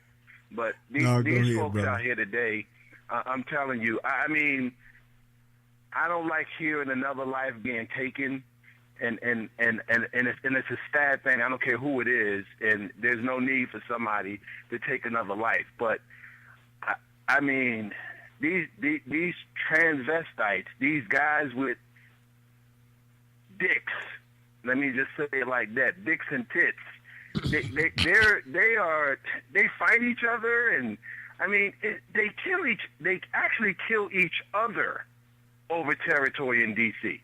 back in the day. I don't know if they do it now because, like I said, the Caucasians actually came in and pushed them out of their area because of the situation that they gentrifying D.C. If you didn't know that, but it's real scary because it's not people like me and you that, oh, you're a transvestite, boom, shoot you in the head. No, they're killing each other just like it's no different than black people killing black people. Transvestites are killing transvestites in D.C. and around that area. What we call it just DMV. Goes back to the point. It just goes back, Jason. It just goes back to the point of just saying that the problems that we have, even as black people, the problems that we have as white people, the problems that you have as society, the problems that you may have in the transgender community, whatever the case may be, it all goes back to being able to accept the truth and stand in it. At the end of the day, we always talk, oh, I'm standing in my truth. That's bullshit. Because at the end of the day, when you look at what it is that you do and what it is that you want to be and how you choose to live your life, you don't need nobody else's approval. You just need to do it, and you need to do it the way that you know how, and being truthful and honest will get you where you're ultimately trying to go. It ain't going to be easy, but it'll get you where you ultimately want to go. The transgender women, transgender men, whatever you want to call yourself, that's fine. But know that if you are honest and upfront, you don't have to worry about nobody attacking you. I just want all y'all nobody wanting to kill you. I just want all y'all to realize that there's one point that we need to stop. And thank you for the phone call, Jason. I'm gonna see if I can sneak in a few more people. Thank you guys. Have a nice. You too, brother. Hey, look, why is nobody throwing up Chaz Bono? Why is nobody throwing up any women who've decided to be men? That should tell you there's a motive. Why do we only want to keep throwing out men who decide to act like women? They don't bring up dykes, studs. None of them get any kind of fucking play. None of them get thrown out in front of the world as good people. It's literally only men who fucking act like hoes. That's all you're seeing is men who act like hoes. Why is this so celebrated, you ask? Why are gay men so celebrated? Nobody celebrates a fucking gay bitch. They celebrate gay men. Why? Yep. And that's where it goes to the whole thing of just saying as much confusion as you can create, the more the lines are blurred, then you can't move forward. You can't move forward as long as you arguing and bickering about petty stuff that doesn't matter. And that's exactly what it is. And that's just like to that point. And you can just take that simple concept and you can place it over so many things, man. When you look at the YouTube community, you look at all of these people that supposedly got problems with Tommy and all of these people that are trying to tear Tommy down. Y'all are so petty. And y'all are focused on things that don't even matter. And if you were really focused on your own message and what you were doing, you would see that Tommy is not your problem. But because it's drama, because it's nonsense, and because it perpetuates your bullshit being found out and actually a light being shined on it, then you do want to make this guy your focus. You know the nigga who been stalking me for the last year. You know, I was listening to this motherfucker yesterday, and he had a video, and I swear to God, I dropped what was in my hand. I couldn't believe he said it. He said, if my video offends you, then what you need to do, instead of trying to flag my video, you might need to turn off YouTube.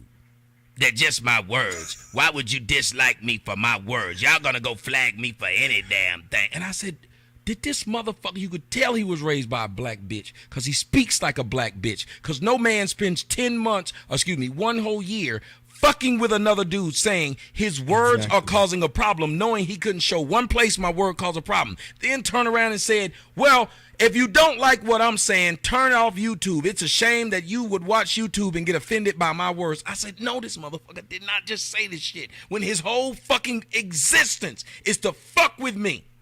Yep. And I couldn't believe it. And that, to me, is one of the funniest things that you look at with what's going on, especially with them gays. What is the biggest thing that gays like to do? Call other people names. Talk to a gay. That's why that's why I told the trainer earlier, I said, y'all got names for everybody.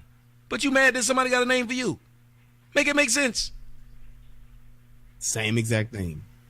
And it's like, and I guess it, in all reality, you get more of a chance being able to rationalize with transgender men than you do with the majority of black women, because they'll double down on stupid in a minute. And it was like, even when we were on that call with Mia, she tried to run some of that nonsense, but after just looping her around that logic and truth block a few times, she came to the realization and said, you know what? You're right, I agree. And that's the sad part about this. Let's go into another phone. Stick a few more, man. 252, caller, you're on the air. Yo, what's up, Simon? What's up, Brian? This is King David, man. Hey, what's happening, I Captain? just want to say, I can't call it, man. I like, you know, this topic right here, I be talking about it all the time. Like, I do feel like they are forcing Americans, but I think it's more American men. Because I try to tell people, like, all this system is trying to do is herd all the men like cattle into one area, and so they can weaken our population and weaken us. Yep. Because they when you are transgender, whatever, I don't even know the lingo like that. Whenever you like this, they can rape you mentally and physically and get away with it. Just like how women can rape a dude in the middle of the street and get away with it. Yep. You know, they doing all this to us men, and then they want us to accept it so they can weaken us, so they can do what the hell they want to do. Yeah. I look at these dudes, these transgender dudes, as wolves in sheep clothing. Like, y'all put on this makeup, y'all put on these fake tits and all this shit, and then you don't tell us that you're this way, and then when we find out you're this way, now you want us to be like, oh, well, you can't do nothing. Bullshit. You come and fool me, I'm out for your motherfucking head. Like, you need to stop that shit, man. Like, I know a story back where I'm from, where it's a girl and a dude. They one was a transgender, and they just took this dude in the room, cut the lights out. The girl started sucking his dick. Oh no! But then she got up. No. Yeah, she got up and let the dude suck his dick. No. And then when the lights popped on, surprise. No. Wow. Listen, the whole transgender and gay community is about fucking lying to people and trying to turn. Let me tell you something. Nobody's going to tell you the truth about this. They get a kick out of trying to turn straight men. That is literally what a lot of them will go and say. I was his first tranny. I was his first gay man. I was able to get him drunk at the club. I was able to act like it was a nigga was fucking with me like that one time at the bar. My homeboy had to tell me, well, I'm sitting at the bar and this nigga bought me one beer. He's talking. Cause I'm the kind of dude I buy niggas buy beer too. I'm like, hell, if we can buy hoes beers, we can buy each other something. Why we got to keep throwing money at these chicks when we was sitting up that broke? So I was like, he buy me a beer. I was like, thank you, bro. Next thing I know, he bought me another beer. And we talking, I'm drinking, but he talking like a dude. He buys another one, and I ain't paying no attention because I'm drinking these Coronas. My homeboy said, "Hey," I said, "What?" He said, "You know this nigga hitting on you, right?" Again, I don't pay no attention. I grew up around white people. White dudes are kind of gayish naturally. Mm-hmm. So I pays it no attention.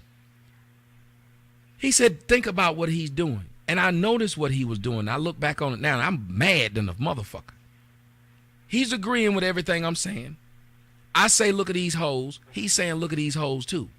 But he ain't trying to go get at none of them hoes. He's sitting there and keep talking to me. So if we going to talk about these hoes, eventually we should go get at them.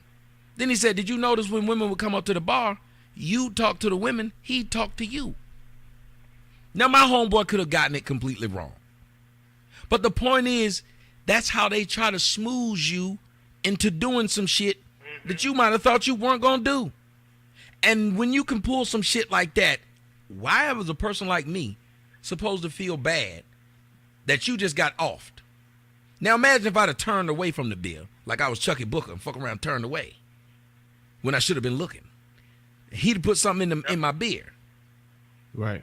Ecstasy. That's why I don't see how no dudes took ecstasy around each other. When they told me what ecstasy do, I was like, wait a minute, it's just a group of niggas in the house. Why are we taking it then? Man, make everything feel good. Well, what the fuck would we be taking it for then? Right. But you know what, Tommy? Like, that's the reason why I try to tell these females, I'm like, yo, y'all should be pissed just as way as men people are being pissed because they really don't give a fuck about y'all. They they really are out for men. Like, so they using y'all to be on their side so they can continue to do what they do because, like, it's really fucked up, man. Like, the mentality of these gays and transgenders. If you're gay or transgender, fuck with gay men. Why are you coming out the straight men? Like we're gonna sit here and be like, I can tell you why. I can tell you why they do that. Because at the end of the day, and here's the thing, the way you can tie in the whole single mom thing, because these gay men are being raised by single black women. Yep. Now they want to have the natural spirit of competition. So what is more of a complimenting thing for me to be a gay or a transgender man to be able to fool a straight man into thinking that I'm a woman and I'm trying to compete with other natural women? I got a different take. They're just trying to legitimize their argument. They're trying to legitimize their fucking shit. Yes, it's a legit. I have legitimized. Exactly. Now I am solidified. I'm verified. I'm certified now. I got this straight dude that we all know is straight. To think that I'm a woman, to be with me and to lay with me as a woman, and there's nothing none of you bitches can say to me from this point on, because I'm able to do what y'all do. And that's why you have men that say, oh, I'm a woman, or I'm a she, or I'm a woman now. And it's like, just because you live your life as that, that's not what you really are. That's a big difference from a transgender woman that is comfortable knowing that, yes, I dress up like a woman, I put on makeup like a woman, but yep, I like Jason said, I got my chopper still, and I go to work with it. If that's what a dude want, if that ain't what he want, I can, be a catcher, whatever the case may be. It's a difference. And when you're trying to be that woman, you are creating that problem to where people like Little Duval will stay and stand on what it is he's saying. Don't try to fool me. I'm not going to be that cat you going to turn and then you just get off scot-free. That's right. That's bullshit. And why? And here's what I don't understand. I keep saying if I ever decide to be gay one day, it's going to be with a nigga that's like me, another fucking dude. Why would I want to be with a dude that dresses, acts, and has tits and a pussy? That makes no sense at that point. Like, that's stupid. Don't make no sense at all. But you know what? This is why I try to tell both men and women. I tell them this was their plan from the fucking beginning. Once we got out of slavery and all that shit, they was patient so they can be like, you know what? We weaken these motherfuckers and try to get a rule over these motherfuckers again. And once they kick the men out the household, that's the reason why they implemented government assistance, all that shit, so that these women could bring up children and these boys up by themselves because they did it once before and they knew how they could keep a hold on us because ain't no man leading the man child like, hey, this is how you be a man. Don't let nobody come over you. Don't let nobody try to belittle you or nothing. So they try. This is what me, my personal feeling. I feel like they set this up from the fucking beginning so that we can be at where we at now and go even further so they can put us right back into motherfucking the predicament we once been. And this ain't and you got to ask yourself too, why are blacks taking to this to where the number of gays and transgender are overwhelmingly black? Why? That makes no sense. Nobody's gayer than white dudes. Yep. I never understood that. This stuff that you seeing, it's not all a master plan or master design. It's fallout. It's just like a nuclear bomb. You have that nuclear bomb that drops, and that initial explosion wipes out blocks and blocks of stuff. That 10, 15, 20-mile radius. After that, you have the radiation that now wipes out another 50 or 60 miles. It's the same thing with us. Taking the father out of the home and out of a position of power was the initial nuclear bomb. That's what destroyed everything and put that boom over the whole entire culture. Now, things like this is fallout. Men not knowing, men and women have an identity crisis because there is no balance of men and women in the home. So that's why you have the identity crisis. That's why you have the abuse. That's why you have the stress. That's why you have all of these different things that are happening to us as a society, because it's fallout. And that fallout is just rippling. It's the ripple effect. It's steady going out. And at the end of the day, that thing won't change until we go back to the ground zero and the initial bomb site being dropped and saying, hey, we need to put these men back in the home because they are the gatekeepers. We are the protectors, like Tommy said earlier. We are the ones that say, wait, this ain't right and you're not going to do this. You can't go this route because you need to do this. You can't be that because you need to be this. It's the want versus need thing. Whereas when it comes to women in their nature, they want what they want. And they want you to give them what they want. And that has been perpetuated to be okay throughout society. It's social engineering. I agree. 646. Let's see if we can get a sneak one or two more calls in. 646. Is this my man RC? Hey, Brian. Tommy, what's going on? What's happening, RC? How you doing, brother? I'm doing good. This is for the women. And to think that the women are so fucking dysfunctional mentally, okay? The fact that they'll accept a man who wants to be a female into their community, okay? At the same time, they want to destroy all men. And then you think about the men who are now gay or whatever the fuck, at the behest of the real women who accept them for what they are, turn around and chase real men. Isn't that fucking crazy and dysfunctional? Yep. That the female is actually the destroyer of the man? And if you think about it, at the end of the day, what do they get out of it? They get men that they attack. They use other men who come to their side. And them same men who are fucked up in the head to begin with go back to the other side and attack the same men that they've been trying to destroy for fucking decades now. It amazes me that society doesn't see this. It also amazes me that you can create laws for a child not to be bullied. Because if you ask me, we're being bullied as men. And nobody's saying a fucking word. They're shoving down agendas down our throats. They're trying to make us believe shit that ain't real. A piece of paper, if it's white, is a piece of paper and it's white. If a man is a man, he's a man. Nobody's attacking the actual system that created this shit in the first place. Okay? And again, it goes back to the 50s and the 60s. They destroyed a home. They took the man away from the home. Okay? They subsidized it by giving all the females handouts. But if you notice, the females have been getting fucked over to this day after the fact that they made their move. By that saying that now they have to go to work for their food stamps. Some of them have to go to work and participate in school, churches, etc., etc. For the handout. The handout has actually gotten less since back in the 50s, 60s, and 70s. Why? Because their plan actually worked. It turned our women into dysfunctional fucking idiots, okay? They can't think for themselves. They can't articulate. And they're used as a tool to attack the man always.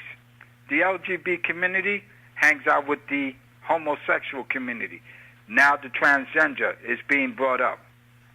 Tommy, that was validation yesterday. That shit was so fucking on point. The question that you put forward, because she was raised around females. This is a man who admitted why he is what he is today. Okay? Now, I hope that the whole entire psychiatry community was watching this shit. Okay? Because that would tell them, wait a minute, we made a mistake here. They're admitting the reason why. How come nobody's bitching about the reason why? And look, when studies show that 41% of them are offing themselves after the surgery, common sense would be that is a mental problem. But they won't. So you have to ask yourself, and that's why I don't even like the mental health community, because they're all pretty much at this point funded by someone in Big Pharma. And so what their job is to do is repeat it. Go ahead. You remember that bitch, Raphael Sally, I believe, the old bitch with the glasses? Sally Jesse Raphael, yep. Back in the days. Yep. She brought her family on her show one time.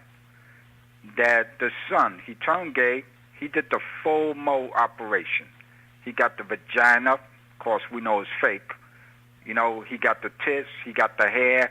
He got the homo shots. You name it, he got it. Okay? This boy offed himself. Why did he off himself? Because he realized he fucked up. Yes. And you know what his reason was for putting a bullet in his brain? That he realized that after he did all of what he did to his body, changing it from a man to a woman, he found out, wait a minute, I'm not going to be able to have a fucking child. So in his brain, the man part still exists to the very end. He killed himself because he could not do what? His seed. And remember how a woman. And wait, I want you to just think about this. I guess I think a little too deep. We know that when it comes to suicide, men and women kill themselves differently. Women usually kill themselves with some type of, how did he kill himself? Like a man. Exactly. He shot himself. And he didn't take no bullshit medicine. Right. He didn't take no bullshit medicine like whores do. He didn't slit his wrist like whores do. He did it violently like men do. Exactly. At the end of the day, it's like this. Was fucking straight up logical. I won't be able to produce. I won't be able to have a son or daughter. I won't be able to, you know. I have ended my bloodline voluntarily. Here's the thing about the social engineering piece. And I'm going to try to get as basic as I possibly can. When you talk about men and you talk about women, all of that, we can be whatever we want to be and we can do whatever we want to do. That's bullshit. Here's the core basic facts about men and women. Men are creators. Women are manufacturers. Men create nations. Women give birth to nations. When you talking about what a man does when he inseminates a woman, he creates life. It is the woman who is the vessel that brings that life forward. So when you take that aspect and say, well, why does the government do this? Why do people stop us? Or why are they creating all this nonsense? The only thing that can change our nation is another nation. The only way that you can keep another nation from evolving and becoming something different, better, stronger, or whatever the case that you want to make it to overpower this nation is to keep that nation from being created. So all you're doing is letting the manufacturer, which is the woman, she's doing nothing but manufacturing something that doesn't actually do anything. Widgets. It's like you go ahead. Widgets. Yeah. It's like they're making things that aren't doing anything. They're not doing anything but being more destructive to what it is that's already in existence. So that's the whole plan. So if you look at it like this to say, well, man, what is it that men need to do? We need to start building nations. And the only way we can start creating nations is by actually getting with those that are like-minded. And those that are just manufacturing those, we need to stop putting shit into those shit factories, because a shit factory ain't gonna do nothing but create more shit. So keep that in mind when you're talking about what it is that's and why it is and how come it's like this, because at the end of the day, the longer they keep us out of the driver's seat, the longer the way the things are will stay. Somebody showed me a video about something I said last night, and I didn't know it. I'm telling you, it was just something I always thought, that when I was talking about what happened with the Dallas thing, I said, well, if a bitch hyped up dudes to hit me, and then she was sneaking in her hits, I'd hit her first. Well, this movie called The Way of the Gun actually illustrates that at the beginning of the movie. When it starts off, there's a woman, and the woman is Sarah Silverman. She's actually encouraging her boyfriend to beat the shit out of these dudes.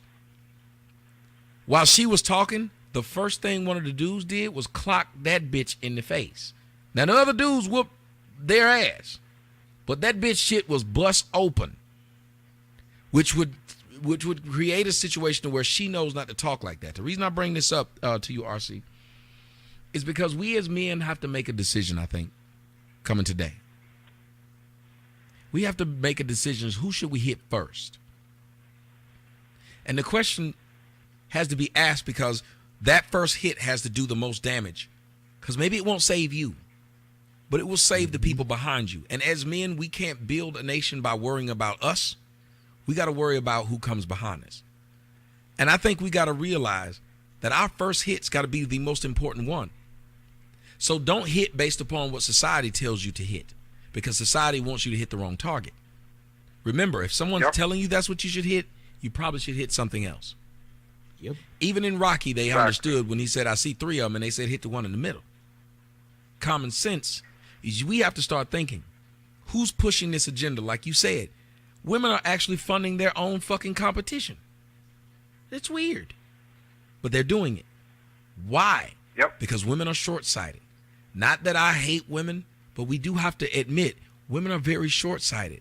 Women don't even pay attention to the fact that they're born with all the eggs they're going to have their whole life, and every time they have a cycle, they lose this egg. They don't gain anymore. We as men, we can shoot our wad because we know what's going to happen in 24 hours. We replaced it. Women don't have that luxury. Yet we let women talk to us like they're the ones who are irreplaceable, like they're the ones who've built something. So what we need to do is hit the motherfucker who's causing the biggest problem. And right now, it is women who are letting their sons walk around and be the princess boy. There's no man doing this. There are women who are encouraging their sons to act fruity and think it's cute, and FaceTime and Instagram and shit like that. They're not even gay men who do this to their children. There's a woman who called in last night who said she wanted to pave the way for her unborn child to come out. Who the fuck says that? A motherfucker that's manufacturing bullshit. So it's like if you had a car plant, you had Ford, and you pressing off these frames for this car, and that car you see, well, goddamn, the frame is messed up on one side. The problem is ain't nobody stopping the line. And you got these fucked up cars with these bad frames steady coming off. And ain't nothing gonna stop it until you actually hit that button and say, whoa, stop the line. This frame is bad. We got to take the shit down and figure out what's wrong before we start the line back up. Mm-hmm. The line is still running right now. Okay, last word. I'll leave you guys with this.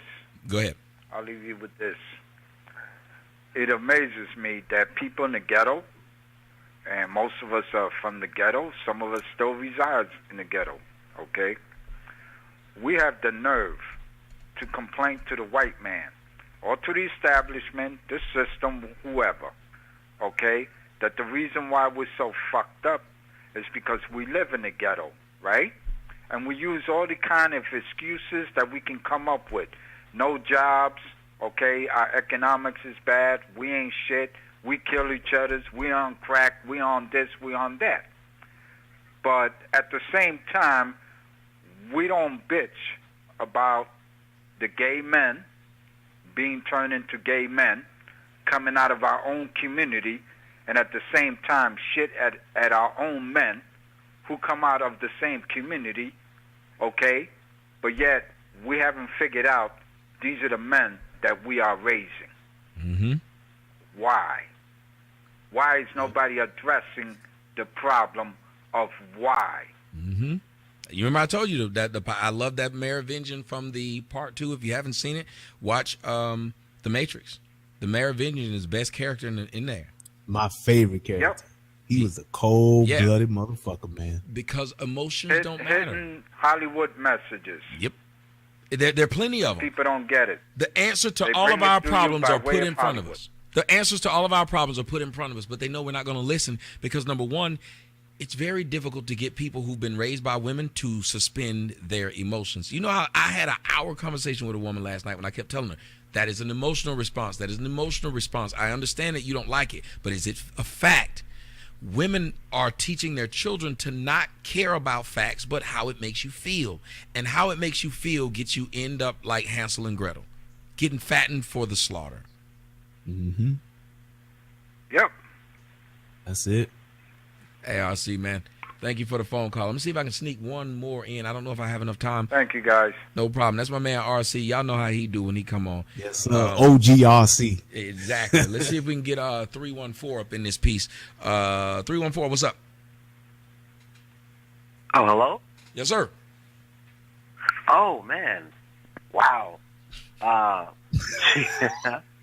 I'm sorry. And they say I'd like to get a large pie with extra cheese, pepperoni. I've been on the line for a while. I've been watching this thing on TV, and I just want to eat, bro. No fucking way. Seriously. I've been watching your show since I was a junior in high school. I'm 21 years old, and I go to Southeast Missouri State in Cape Girardeau. But yeah, man, that's crazy. Good man, good young man, good man. Kind of lost for words, but about the subject tonight, though, man, I totally agree. Because my girlfriend, and we've been together now for about a year, she has a gay friend, and now she's in her gay friend's in a relationship now. And the one thing that, like, kind of, I guess, was a prevailing theme throughout the whole thing is, like, I guess my girlfriend is kind of a logical person. She kind of is because she still has her father in her life. Mm-hmm. Her mother and father are separated, but she still has some sense about her. But your girlfriend is what they would refer to as a fag hag, right? Mm-hmm. No, I have no idea. It's what they call straight women who like being around gay men. They call them fag hags. No. She doesn't have her friend is a lesbian. I'm sorry. Oh, okay. Apologize. Oh, so your girlfriend's friend done licked her kitty one time. Just letting you know. Every girl, I'm just telling you, every girl I know who got gay friend, when it come out the wash, I remember when I was with my ex and we were talking about doing a threesome. She was like, "Well, I'll bring my friend Ashley." Next thing you know, I found out her and Ashley been licking cats. Hey, I low key thought that. And the only reason I know that they haven't is only because, like, once I got in a relationship with her, they use it as, like, kind of a joke to her friends. A joke on you, Jack. As LL Cool J would say, the joke's on you, Jack. Okay, boy. But go ahead, finish your story. All right. But no, I was kind of going off on a tangent a little bit. But no, hold on. Let me help you, bro. Have your girl and that other girl watch this shit on the replay and watch them when you talk about this part. Watch it when I say what I said. They done did it. I'm telling you right now. Don't say shit. Just be like, hey, y'all watch this part with me on this show and just look at their face. Put yourself in where you can look at their face. The girl who licked on her, she gonna look at her. And the one who got licked on, she gonna start laughing. And that's gonna let you know they done did the just do me a favor. Next time they hang out with each other, make sure when you come back, smell the other one's breath.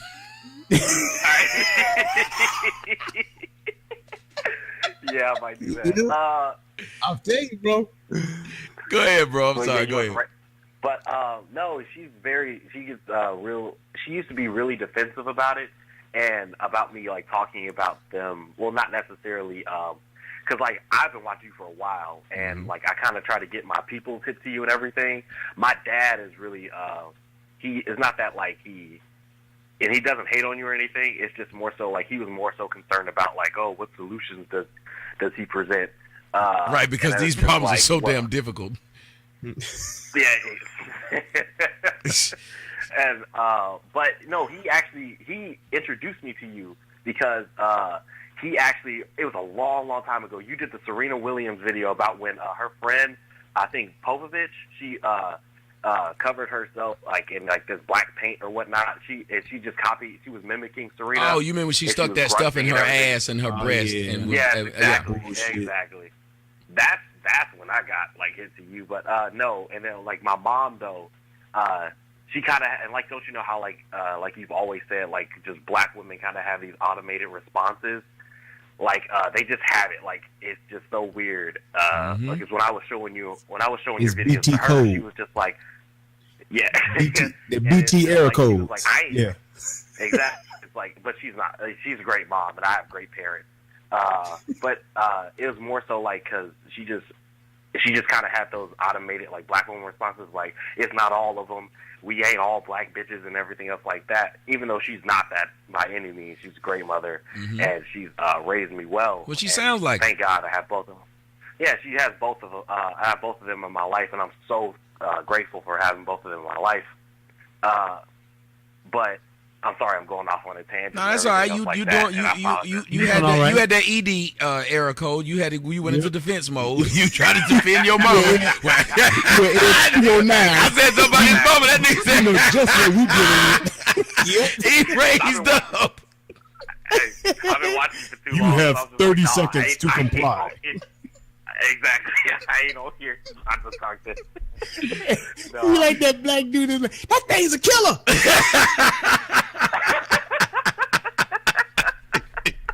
But man, I'm telling you, and it's so strange because I think one of the funniest things is like the dynamics my parents have. Because my dad used to work a lot because he's a musician, and he has like at the moment in time right now, he has like 5 different jobs that he does.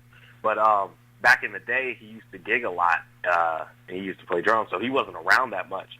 And so, like, me and my mom always did a lot of things together, and, like, she used to just do a lot. She used to just do everything for me.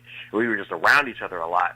And the one thing, I didn't really, like, even, like, go to my dad about a lot of things. I always went to my mom about a lot of things.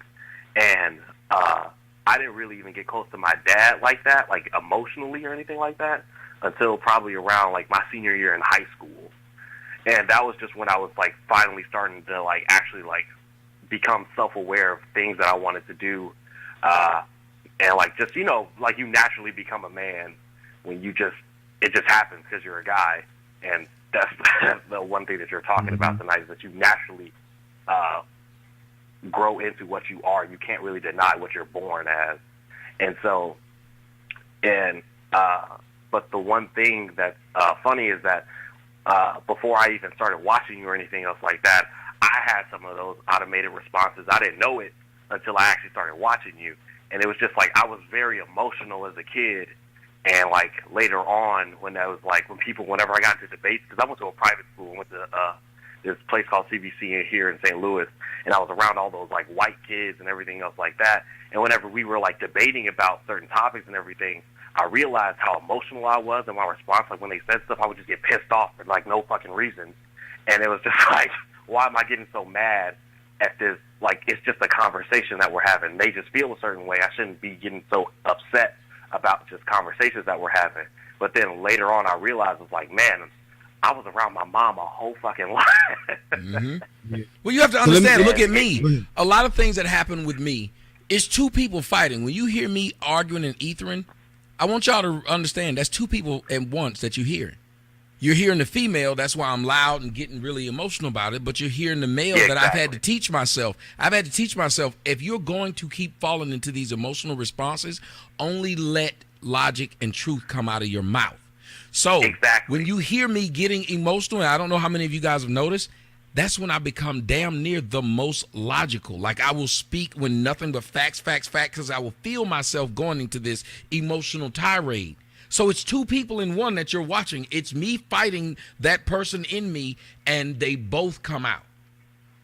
Yeah. Exactly. And that's the one thing that started happening to me when I started watching you, is that I had to start reprogramming myself. Mm-hmm. And it was like, and it was just more so of like, okay, you can't just keep coming at it like just this, because you're not getting anywhere and you're just getting pissed off. You're literally just pissing yourself off. It reminds me of the movie Frequency. If you guys haven't watched it, watch the movie Frequency.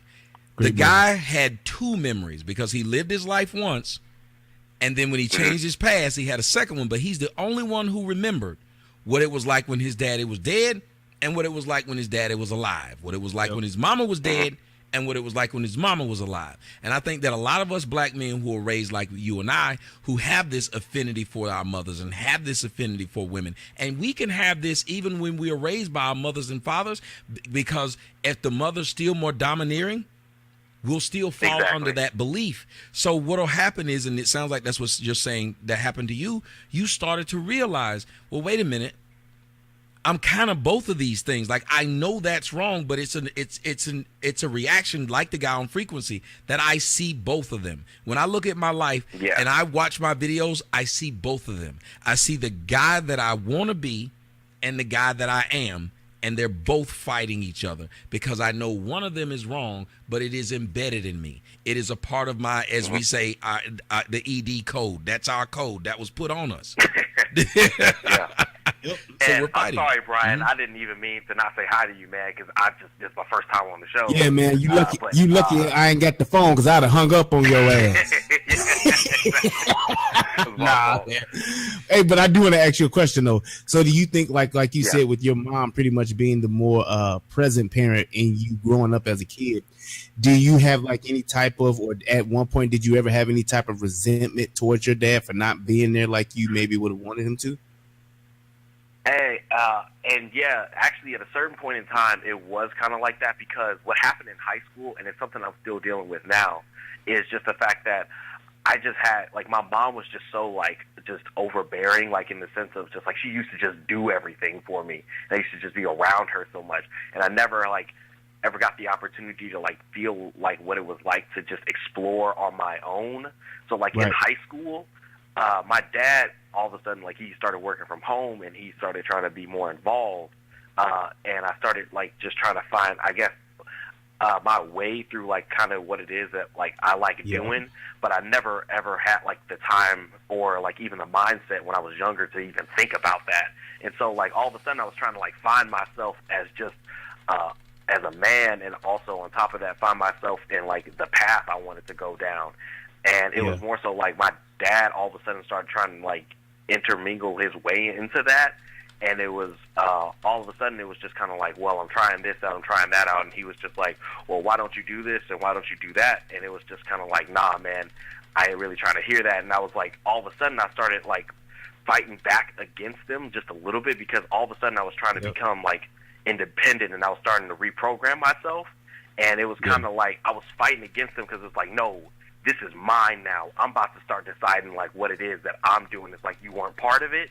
You didn't, like, really help out with it. So it's kind of like, and, like, now they kind of, like, we kind of have a few arguments here and there talking about, like, oh, you need to get this together and you need to, like, get your grades together and you need to try to figure out what it is that you want to do. And it's like, why aren't you more serious about this and that? And it's like, well, look, like, I've just been doing this, like, when it comes to this certain aspect, I've been doing it by myself. So it's like, it's not like they weren't there for me or anything else like that, because I was raised fine. I was spoiled, like everything else like that. I've been everywhere. I've been to Europe, like all this foolishness. Let me help you. Let me help you, man. And this is something that I learned because I went through something similar like that too. So let me help you with something. With your dad, think about it like this. Your dad was the best dad that he could be with what he had to be as a dad. And I say that because a lot of fathers don't know how to be fathers because they didn't have fathers that raised him. So there were certain things about him that he made mistakes, and the reason why he made those mistakes because maybe his dad wasn't around to guide him and to show him to be the father that he should have been. However, now that he's older, he's realized that, and now he sees you in him, and he sees the importance of you being his legacy, which is why he tries to guide you and tell you what you should be doing and what you need to be doing. So start listening to your father, because eventually you are going to come to a point in your life where that's what you want to have from him, is what he has. You need what your father is and what your father did and what your father didn't do. You need that so that you can become a better man than him. And that's what he wants for you. Yeah. So And embrace that. Thank you for Let your using father- Blog Talk Radio. Goodbye. She got him. Let your father be your father, even though he wasn't there when you were younger, when he should have been your father. Let what he has to give you, let him give it to you. Let him die empty. Let all of the things that he wants you to have, let him give it to you. And then you take from it what you can and what you need to, so that you can be a better dad than he was when you have your kid. Mm-hmm. They were having a discussion in the chat room, and I really thank everybody for joining the show right now. This was awesome. I enjoyed it, and I couldn't have done it without Brian. I don't think this show would have been nearly as good. I don't think it would have been nearly as informative. And I know it wouldn't have been fun because, like, I'm going to say a gay statement. But I miss Brian. Like, that's my brother. Too, brother. So, like, this is one of those times where I'm like, this shit was fun. Like, when I'm by myself, the shit's stressful. It's like going to the club. When you go to the club by yourself, that shit's difficult. You trying to mac on hoes, and all it takes is one of them to say, I ain't going to give you my number, nigga. You like, I'm leaving. Fuck y'all hoes. Come on, I'm going to kill one of you bitches in the parking lot. Fuck around, turn. That's how you turn to Ted Bundy and shit. Get turned down one too many times. Fuck it, I'm gonna kill all y'all bitches on campus.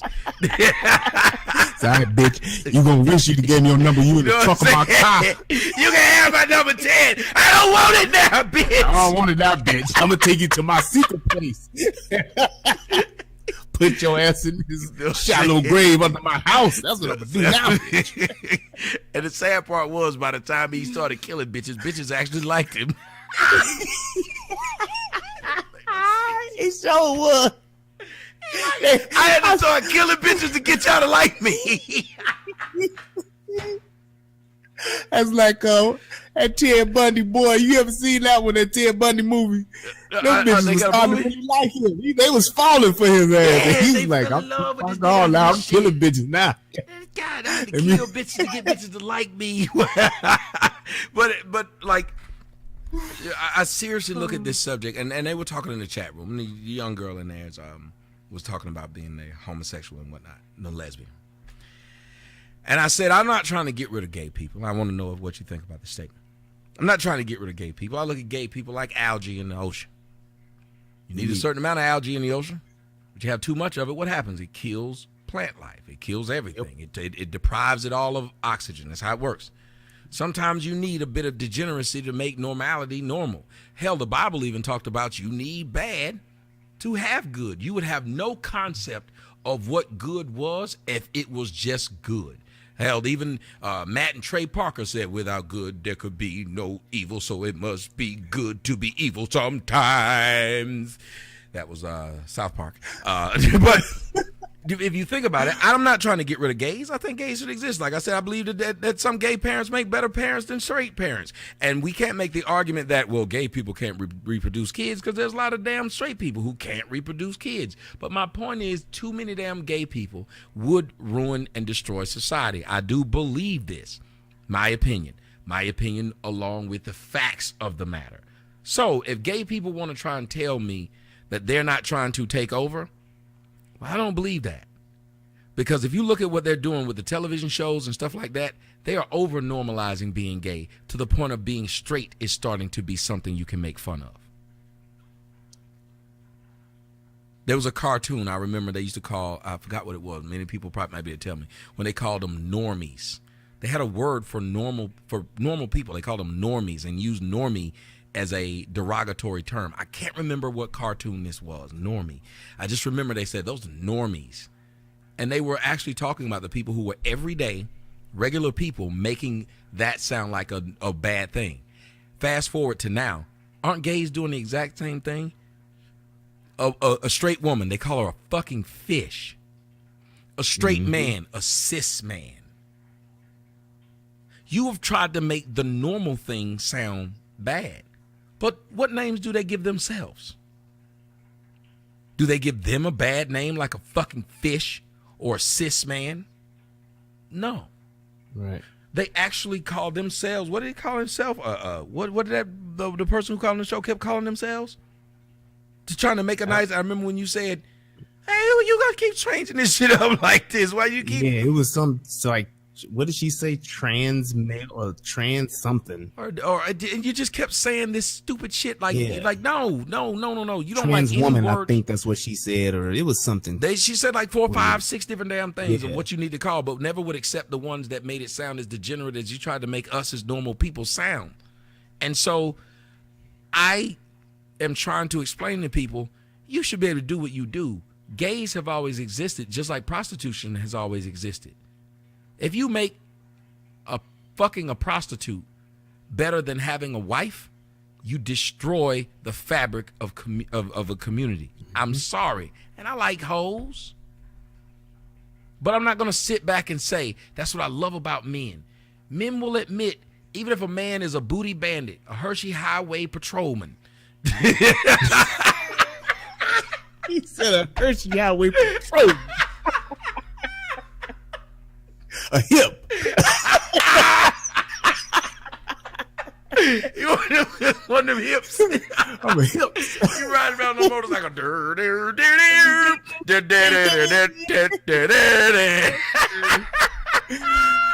I'm John Puncherelli. As in punch a hole really. You know what I'm saying? You know what I'm saying? Even the Hershey Highway patrolman, they know the dude's like, I want my kids, and I've heard plenty of gay men say when they have like children, but they want them to be straight because they know this in mass numbers will destroy us. You can have a little bit, just like what I said about cocaine. I don't want everybody doing cocaine. You know how many planes will fucking crash, niggas' eyes fuck that your pilot. We have to do anything in moderation.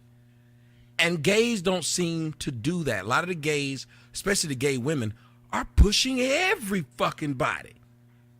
Mm-hmm. And that's what bothers me, and that's why I wanted to do the show. You're forcing that shit down our proverbial throats, our gullets. And you're telling us that we have to not only accept that you're doing it, but we should praise it. And once you start praising any behavior, you know what that leads to? More of that behavior. Yep. And this isn't behavior that we need more of. It is not right to praise it. Yeah. So I said, punch your belly. That just what you just said though, just made me look and compare what that chick said last night about her wanting to create an environment where she can raise or make a way for her gay child to be. And it made me think about the movie Birdcage with Robin Williams and Nathan Lane. Mm-hmm. 2 gay men raised a straight son in a, what is that? What do they call that? Shit. where they have the shows that they have for with the men who the female impersonators in a female impersonator club in the heart of their area.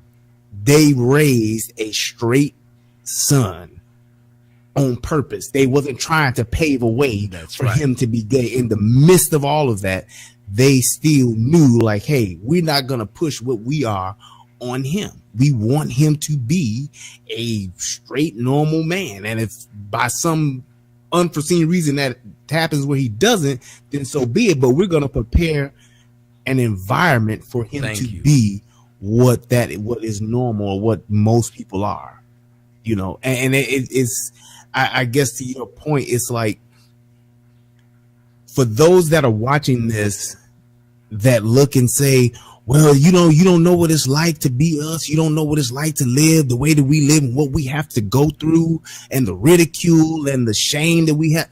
You endure a lot. You go through a lot, and it's not easy. And yes, I don't know what it's like, but I can tell you this. What you ultimately seek is that acceptance and that freedom to live your life. There's a place that I grew up in the south side of Chicago, and where I grew up at, it was on 122nd and Normal, also known as 12 Deuce, low down in the heart and soul of gangster disciples. However, on the other side were the Four Corner Hustlers, total opposition gangs, right? There was no area where there wasn't one of those factions. However, we and some of us that lived in that same area were known as neutrons because we weren't GD and we weren't Four Corner Hustlers. However, I grew up in that time to where they both came up, and I was cool with both of them. But because I stood as a neutron, I did not try to be a GD. I did not try to be a Four Corner Hustler, because I knew my father, who was a Chicago police officer, would have probably locked my ass up himself and wouldn't have got me out. But at the end of the day, because I stood as a neutron, and those that were neutrons in that area that didn't want to be on one side or the other, we were able to coincide with both of those gang factions because we stood for what we wanted to do and be. So the basketball hoopers in our neighborhood, the baseball players in our neighborhood that didn't gangbang, we were excused from all the fuckery that went along with that, because we stood in our truth. We stood for what we wanted to be, and we kind of was like our own little faction of neutrons. You ain't gonna just whoop or fuck with one of the neutrons, because you're gonna have to fuck with all the neutrons, the same way you would with all the GDs and the same way you would with all the Four Corner Hustlers. At the end of the day, those transgender people, be transgender and stand on what you stand on. Don't try to be like or try to be cool with the women and try to make the men feel less than. Be who you are, and you will get the respect of both sides. And that's what you want to be. Be who you are, and don't lie, don't deceive, don't play the game and kind of half-ass, oh, I'm a woman. No, I ain't a woman. I'm a woman with a surprise and all. That's bullshit, and that's what gets you hurt. That's what gets you ridiculed, and that is why you don't get the respect that you want. Stand in your truth for real. Practice the shit that you're preaching, and then you now open up an opportunity for us to try to understand you and want to understand you, because we see that you respect yourself. And if you can respect yourself, now I can respect you. But if you're trying to hide who you are and hide what you are, and you trying to play this game, I'm not going to respect you. And I'm going to feel if you try to bring that bullshit to me, I'm going to resist it, because you're not going to force me to like what you are when you don't even know who you are or what you are. And you know what? I want to answer a question that the Lauren said. It said to me, this is assuming that praise and adulation of gay people causes gayness. It doesn't. You can't cause a person to be gay or straight. No, but praise and adulation, we know of things to children, can and does push those children to do those things. Because the majority of children, as they are children, they just want to fit in, which is exactly why that little black girl in Chicago took all those ass whoopings from her grandmother and her father until the day she fucking died. Because even though we'd say a person with common sense would have left, see, that was a child, not an adult. Yep. And the majority of children will wear starter jackets because you're supposed to be cool for wearing a starter jacket, even if you don't like it. Do you know how many women right now kiss other women because they've been told it was cool to do? So they have no problem trying it. The more you make things normal, the more people will try that thing because it is normal. And then if you go past the normalization of it and make it feel like if you don't do it, there's something wrong with you. Yep. So to try and pretend that every person who's done a gay act is born gay, that lets me know you are a liar. That's why I don't trust homosexuals at all, because you can't even admit that what you do to a child and what you praise in a child will help perpetuate that in a damn child. Like when your child gets straight damn A's and you take them out to eat sweets and you praise them and you buy them new stuff. You know what they'll go to school trying to do? More shit to get more shit. And that shit they did was make straight A's. Like I told you the story about the girl who I used to date, who said that she was about 12, 13 before she realized sucking her uncle and her brother's dick wasn't a good thing to do to get money. She thought it was normal because that's what they did in that house. Now, if you want to be disingenuous to other people, you can do that. But to try and be disingenuous to come in here and tell me, that's to assume that people are gay when that actually contributes to it, and it doesn't. No, it actually does. Yep. That's why the more you see somebody doing something, the more other people will do it. That's how it works. Now, I'm not selling you that everybody who's gay was being made gay because somebody said it's okay. But it's funny that a lot of gay people have the same story, that somebody fucked with them before they even knew what sex was. Yep. Stop having them damn stories. I'd start believing that it was an actual thing if I was born that way. But it's really strange that almost every one of the people who end up doing gay shit were fucked with before they even had an opportunity to make the decision. Just like I've dated a lot of whores. Guess what I found out about these women who were whores? They were fucked with before they even got a chance to decide how they wanted to be sexually, to the point of where they thought that all they were good for was sex. I knew a girl, I treated the girl very good, and she'll tell you, I'm kind of fucked up because I have a whore's mentality and I'm trying not to be a whore. But I was fucked up and made to be a whore a long damn time ago, and it's more comfortable for me to be that. There are a lot of dudes who will tell you, they got fucked with and they weren't even trying to do this shit. Now what am I supposed to be? If I've been fucked by a guy, what is the next thing I'm supposed to do? If I go tell a woman, because I still like you, but I've been fucked by a guy, what are the first thing they're going to say? You gay. I got called gay because I got fucked at 10 years old by a grown-ass woman, and all she did was suck my dick. I got told I was gay because I didn't enjoy it. You know what that turned me into? Sexually fucking irresponsible. That's what I became. So for somebody to try and tell me these things don't matter, they don't change a person, that's a lie, because I looked over myself. I was sexually irresponsible, and I don't even enjoy women like that because I was fucked with a woman who was a woman who made me feel like women are fucking predators. But I was told by guys, your job is to fuck as many bitches as you want. And you know why the black community is fucked up that way? Because we're being taught by women that as much, put our dick in anything, and just as long as we copulate, it's great. Yep. And look at our community now. We don't even have reverence for men and women who get married and have a family. You've become the problem. You've become the joke. I couldn't live with just one piece of pussy the rest of my life. That's how we talk now. And you don't think that the way the seeds we plant in the minds of these children don't have an effect on what they become? To hear someone says that, to hear someone say that, that's why I don't trust gays and trannies. Because you know a fact. A fact is what you plant in a seed's head, the seed you plant in a child's head will manifest itself in something, good, bad, or indifferent. I agree 100%. It's like when you think about a kid and a young person before they become an adult, their first sexual experience, it's like a blueprint for them. Yep. And it's like when you begin to write that as a pedophile, or you write that as a predator that's, taking advantage of them or molesting them, it damages their blueprint to where they can't have a healthy sex life. I think that might they be don't problem. Understand. I honestly have already so known that's probably my problem. How do I have a healthy sex life when I never really saw healthy sex and I was fucked with at 10 when I was just trying to watch the fucking Transformers? I don't even know how to view people. You don't even trust people when you do something like that. You just is somebody you trust every day and they did something like that to you. Right. Exactly. So you have an adult male who takes, let's say, an 8-year-old boy.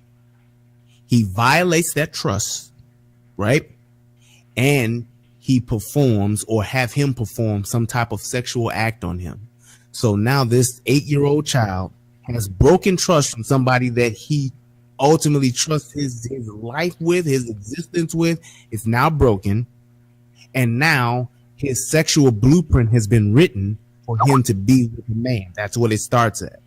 So either he may become homosexual and prefer men, or he could totally reject that and overcompensate by sleeping with multitudes of women. Yep. Now he has trust issues and he has commitment issues. And then he goes and he procreates and has another child.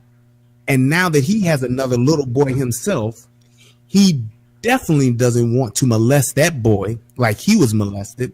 So now he pulls back as a father because he doesn't have confidence in himself to be a father, because he doesn't know how to be a father, because he's still damaged from being an 8-year-old boy who was molested. So what does he do? He either withdraws totally, or he pushes his own son to be oversexed and to sleep with a bunch of women and to not trust women and to just sleep with as many of them as you can. And you take that and you perpetuate it. And now you have a cycle, because now you have a grandfather and a father and a grandson, and then he's going to have a son. And now it's a cycle that's going to be perpetuated. And then when you don't like yourself and you aren't confident in yourself and you aren't proud of yourself as a man, and you can't be a man, you leave. You regress. You get drunk. You get high. You move on and you have 2 and 3 other families. You go and do that because you don't feel worthy enough to be a father. You're not worthy. You don't trust yourself because you can't even believe in yourself, let alone have this kid believe in you, because you know who you really are and what really happened to you, and you don't want your own son to believe in that, or damn sure don't want him to become that. I know some men who are distant from their children because they're afraid that rape gene must be in them. That molest gene must be in them. And the last thing they want to do, so they won't hug their children. They won't do it. Why do you think so many people say bullshit to me about my closeness with my daughter? Because it's the shit that's going on in their lives. They're the ones who they know, well, I couldn't trust myself if I was taking a shower with my 5-year-old. Wait a minute, well, why not? Well, that makes no sense. So you're putting your mentality on someone else. On somebody else. And that shows you how often it's happened in our community. Because I always noticed there was only one community that kept on trying to make this thing as a big old fucking problem.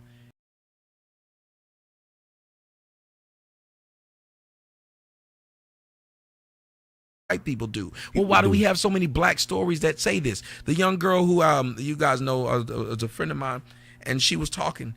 And she was telling me the story the other day. I had to tell her to stop talking to me like this. She always tells me the stuff about what she went through. And then she was telling me one thing. I'm like, I get tired of hearing that shit. I done been in you. I don't want to hear this. She's like, I can't. I said, no, I don't want to hear that part. She was like, well, I just remember when I was 14 and I just got so used to it. I would just bend over and let them fuck me so I could go and get something. I was like, get Jesus Christ. Like, you've had this shit happening to you. They've been fucking this bitch for a long time. And I was like, and she will admit to you 100%, she's just used to getting fucked. She's not used to having anything more than fuck. If you offer her something more than fuck, she thinks there's something wrong with you. Because in her mind, she's saying, why would you want to do more than fuck me when I'm who I am? I know my history. I know what I've been had done to me. Who the fuck would want something more from me than just fucking? And you know what? I relate to her on that because I think the same thing about myself. Who the fuck would want anything more from me than fucking and money? Who would want something real with me? And I react that way, and I treat the relationships that way. And you cannot build anything with a bunch of fucking broken people. And for gay people to try to pretend they're not broken, that pisses me off. Exactly. Because that's what continues the degeneracy. Smart people know they're broken. Smart people, me, why don't I go to Vegas? I tell y'all, I openly say it. So hopefully if I get with a bitch or if I hang out with some of y'all niggas, y'all will be like, this nigga done said on several shows, he got a gambling problem.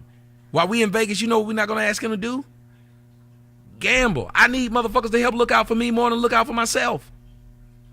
So I don't mind saying what my shortcomings are. I need that damn help, that assistance.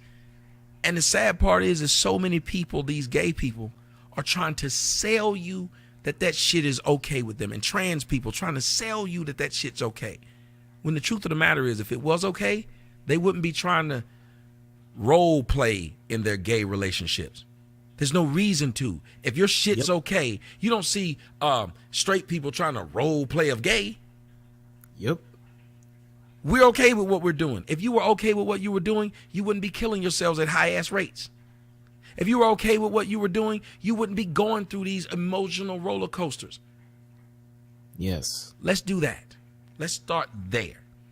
I don't try to tell you what not to do, but don't sit up here and try to say you want to create kids like you. Because what you're saying is you know that you're a vampire. You just want to create more vampires. Exactly. And it's like that. Somebody in the chat room posted that it's not about being gay. That's about the power of abuse. At the end of the day, what you do and what you are, if you have been abused, that's what you identify with. And when you identify with it, that's one thing. But when you procreate, and you don't think nothing's wrong with it, it becomes the norm. So if I think that, like he was talking about that girl who said all she's used to was being bent over by her own relatives. So why wouldn't I think that me being fucked by my own relatives is normal, and somebody else who wants to fuck me, that's my relative, why wouldn't I go along with that? It's the abuse, but because you are perpetuating it by not identifying it and owning it as a problem, then it determines your sexual orientation, which has everything to do with you being gay or straight. And the fact that we won't admit that, I'm so tired of motherfuckers telling me I was born this way, and then every one of them got the story of somebody did something to them. Somebody doing something to them. I heard a story once of a young man who said he could remember at such a young age of him having a pacifier in his mouth and his own uncle taking the pacifier out his mouth and putting his penis in his mouth. My daughter's mom Gay had to the this exact day. same story. The exact same story.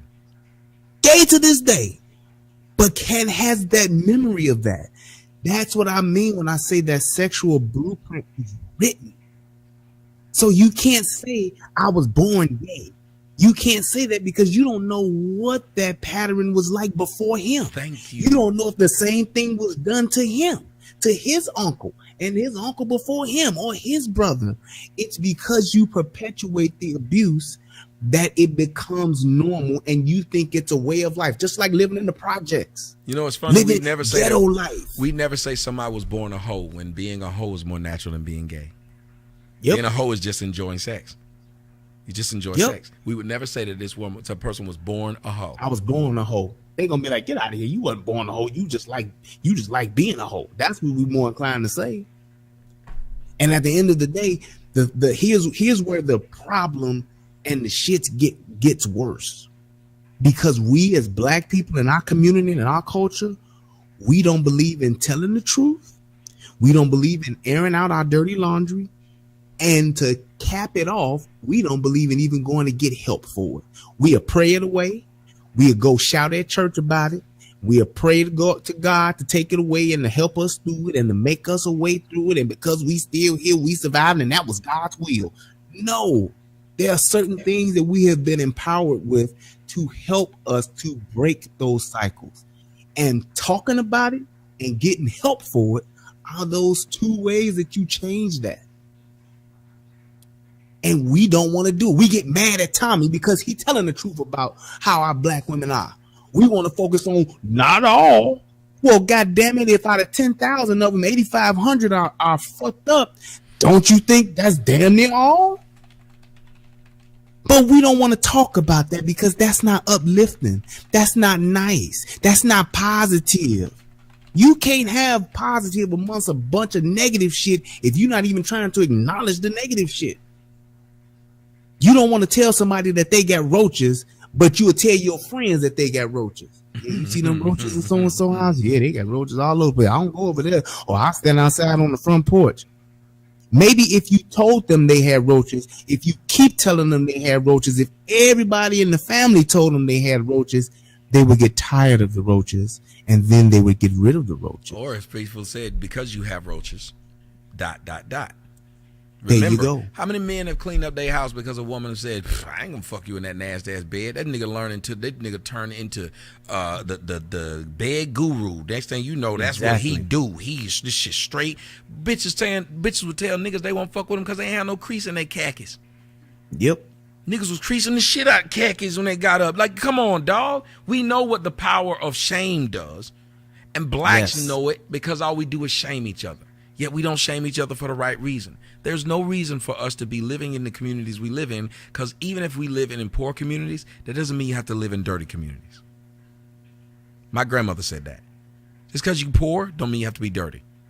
Exactly. We have the ability to change our surroundings. We have the ability to recognize what went wrong with us. I respect those gay parents who say, I'm going to let my kids grow up to be whatever they want to be. I'm not going to expose them to something that I myself, like that woman said, I wouldn't wish this on my enemy. You know, most gay people, the ones who are truly born that way, wish they weren't. When you say, I don't wish this life on somebody, or I don't wish this life on my worst enemy, or this ain't the life I chose. If I could have chose this, I wouldn't have chose this. I didn't want this life. I didn't want to choose this. This is where I'm at. Yeah, how do you advocate and perpetuate? Thank you. How do you make it sound like a good thing? Yeah.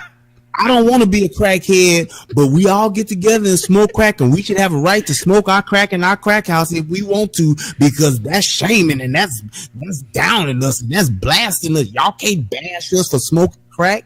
What? It's the same mentality, and ain't nobody condemning you because of where you at. We condemning the fact that you trying to make it seem like it's all good and it's smooth sailing, and it's not. They need to have their own Malcolm X, a gay Malcolm X, and he say, we didn't land on licking cock landed on us. Landed on us.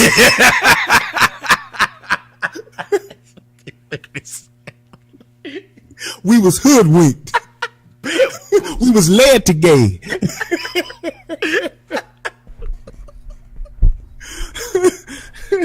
We was butt boozled. You know what I'm saying? That's what happened to us.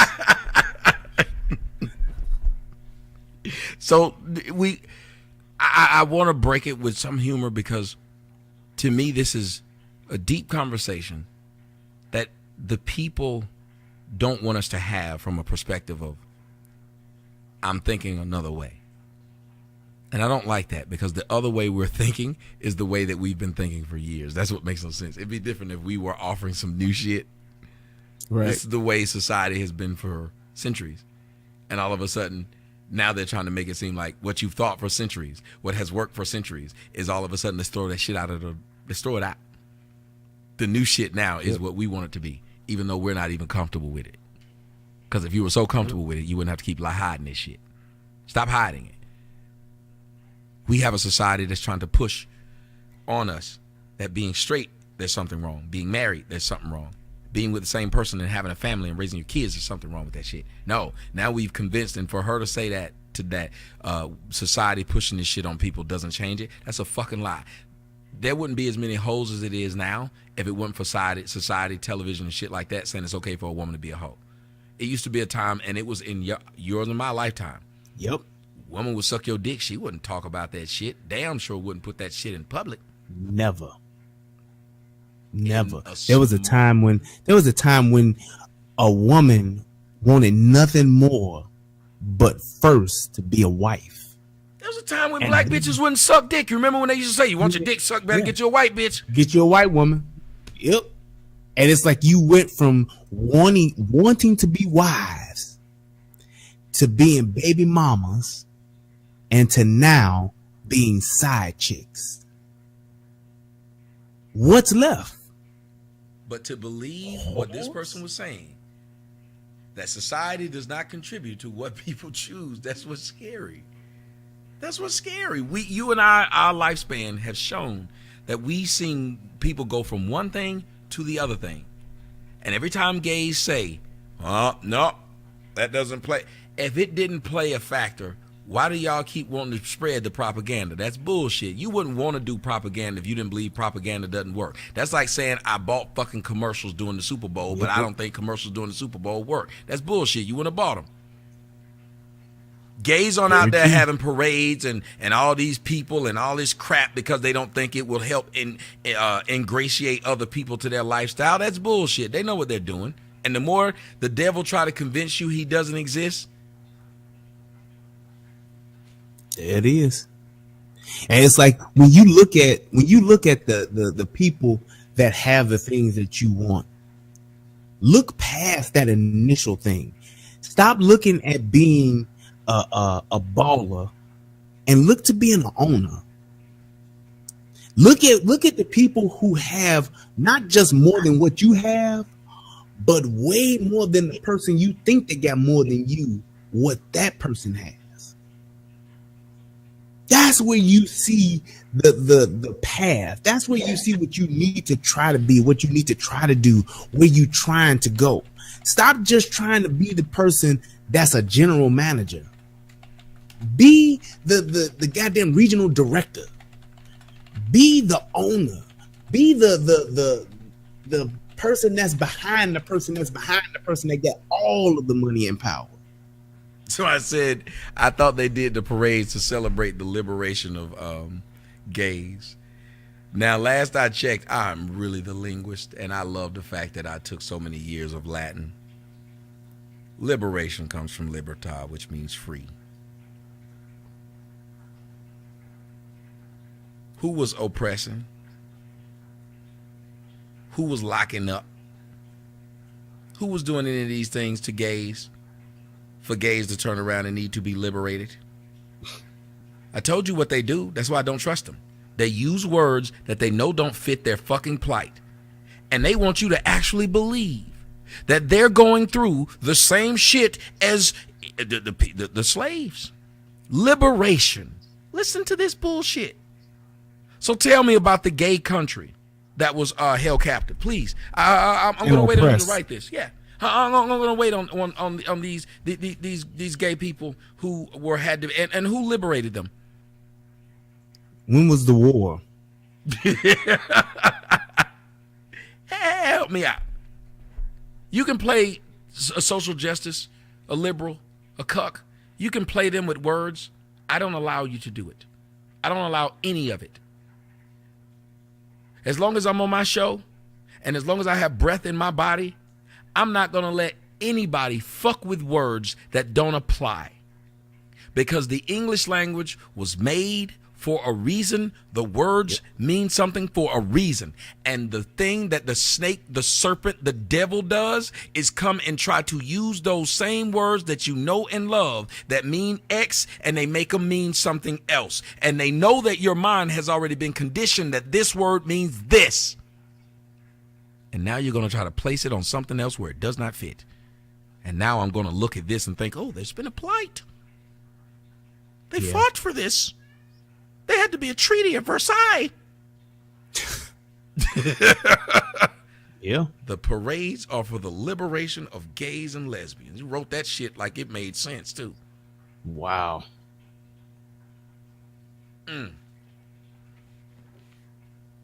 And what goes on at a gay pride parade? Yeah, to show this liberation. Are they doing a reenactment of the Liberation Act or something? Are they doing that? Nope. They on floats, half naked, dancing, partying to It's Raining Men, YMCA, and What Is Love.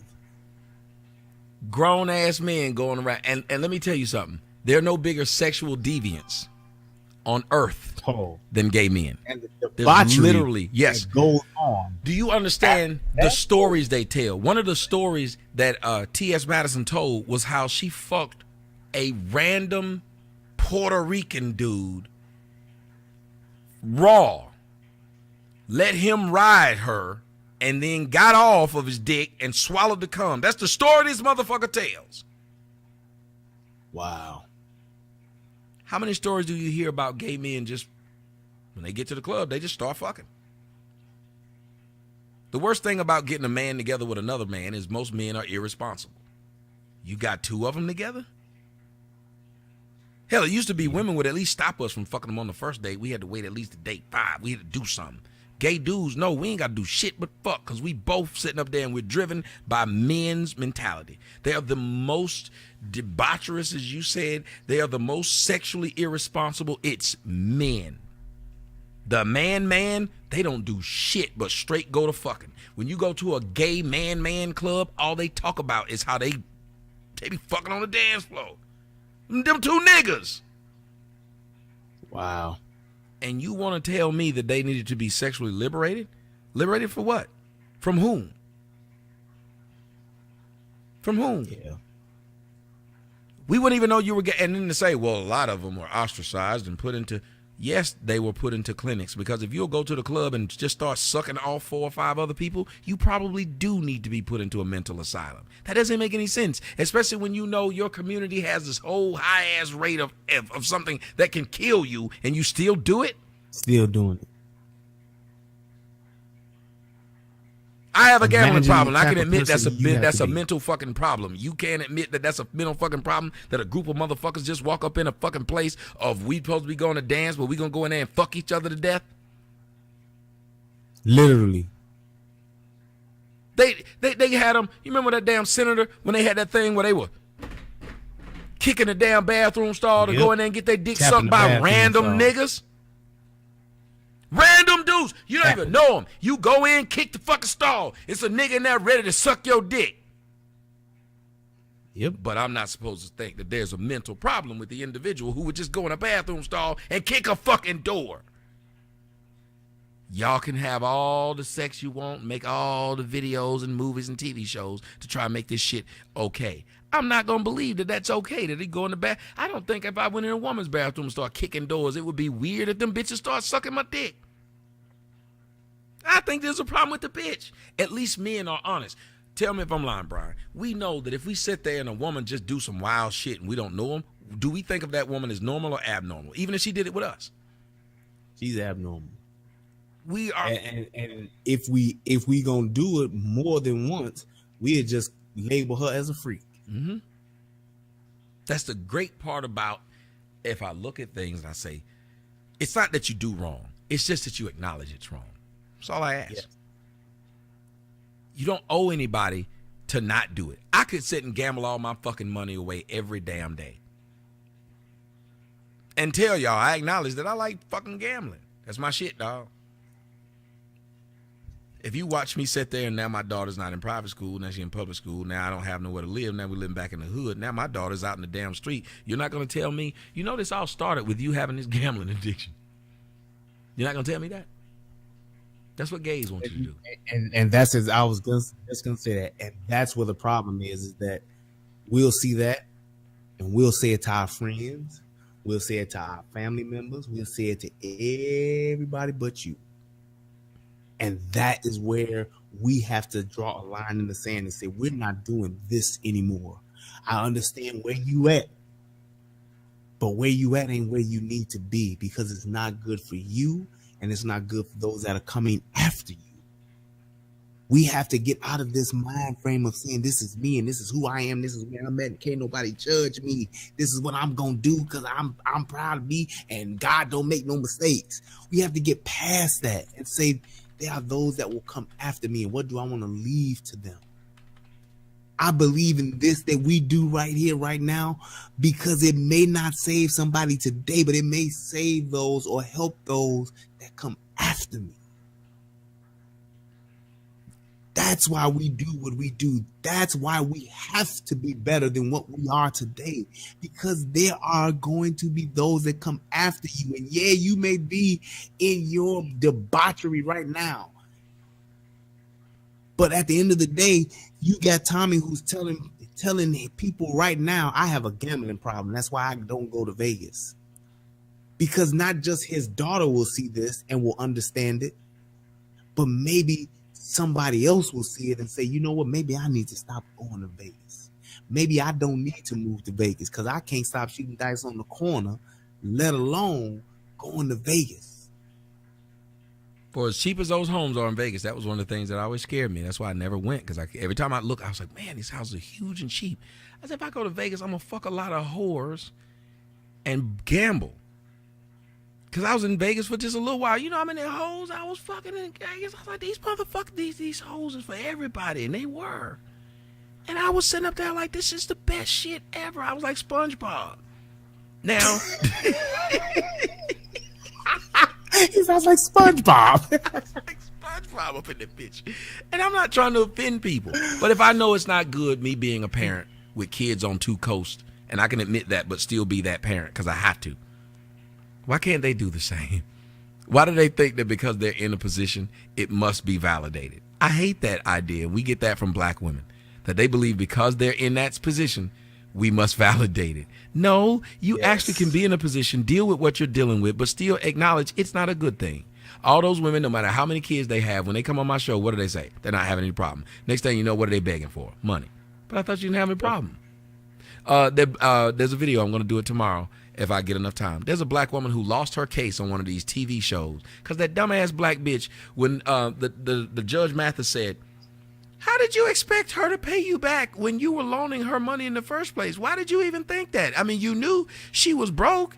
Do you know that dumbass black woman who he just said that to said, I ain't broke. He said, oh, really? All right. Well, in that case, then you should be able to pay her back. Yep. You cannot tell people there is no issue. And that's what gay people try to do.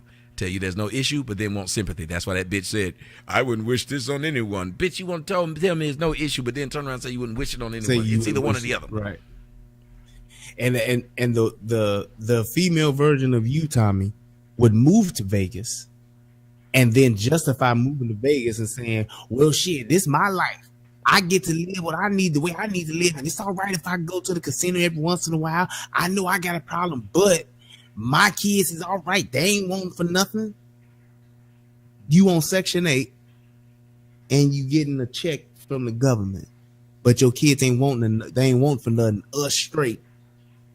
We got this. We good. Me and mines. Don't worry about it.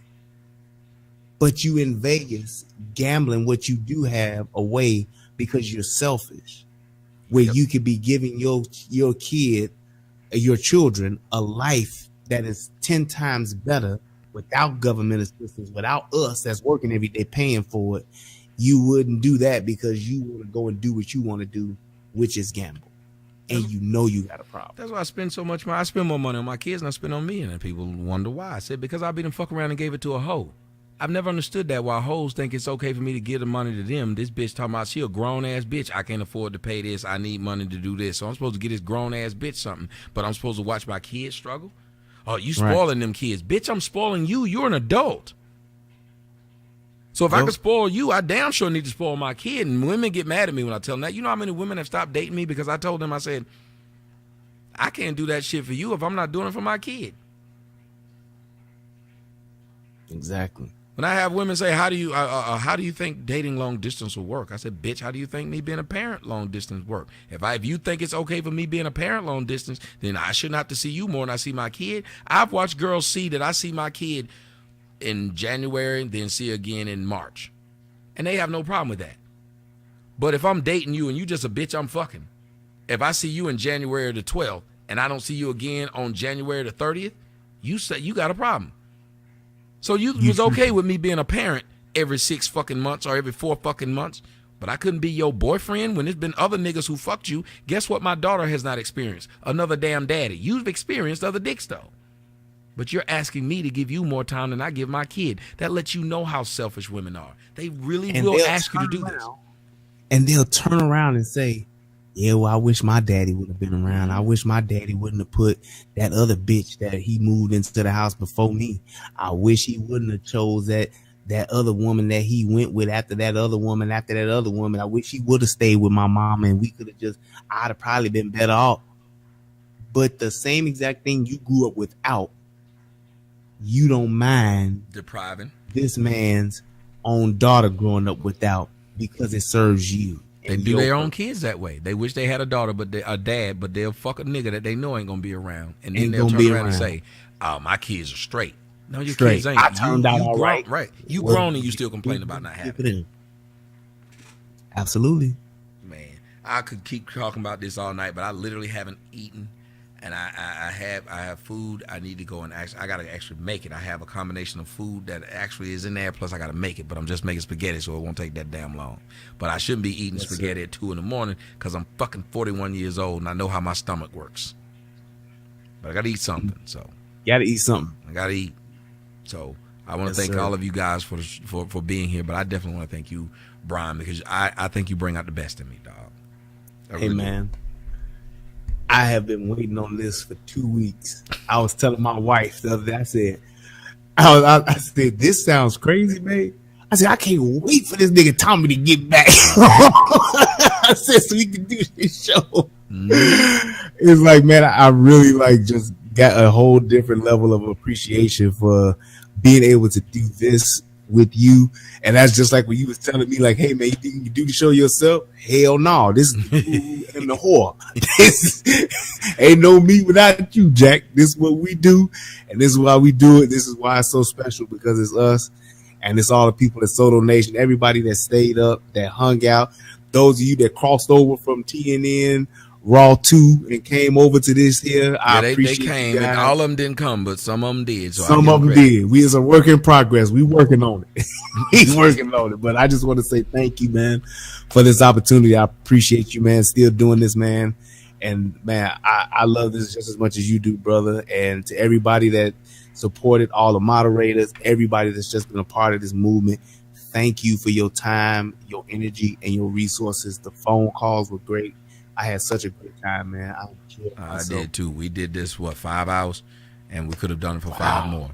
We could have done it for 5 more. So I think we done it longer than 5 hours. Yeah, it's what it's we over 5 hours because we started at 12 or a little bit after. Yeah, but it's crazy. So it's 5. Damn. Yeah.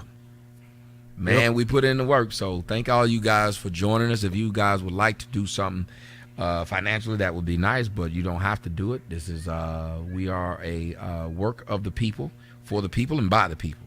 So everything that can be done, yes, indeed, helps, and everything that is done during the show is split 50-50. There is no whatever. So whatever you guys do is split 50-50. So whatever you want to put out there, that would be great. And I'd like to thank all of you guys. I really do want to thank all of you guys for joining us. Brian, man, thank you. I hate to cut it short, but I literally got to go in there and find me something to damn eat. I think I'm steps away from passing out. Take care of yourself, brother. I'll talk to you later on today, man. All right, we'll see you guys. Take care. We are out. Let's see if I can close all this. Gotta go right now.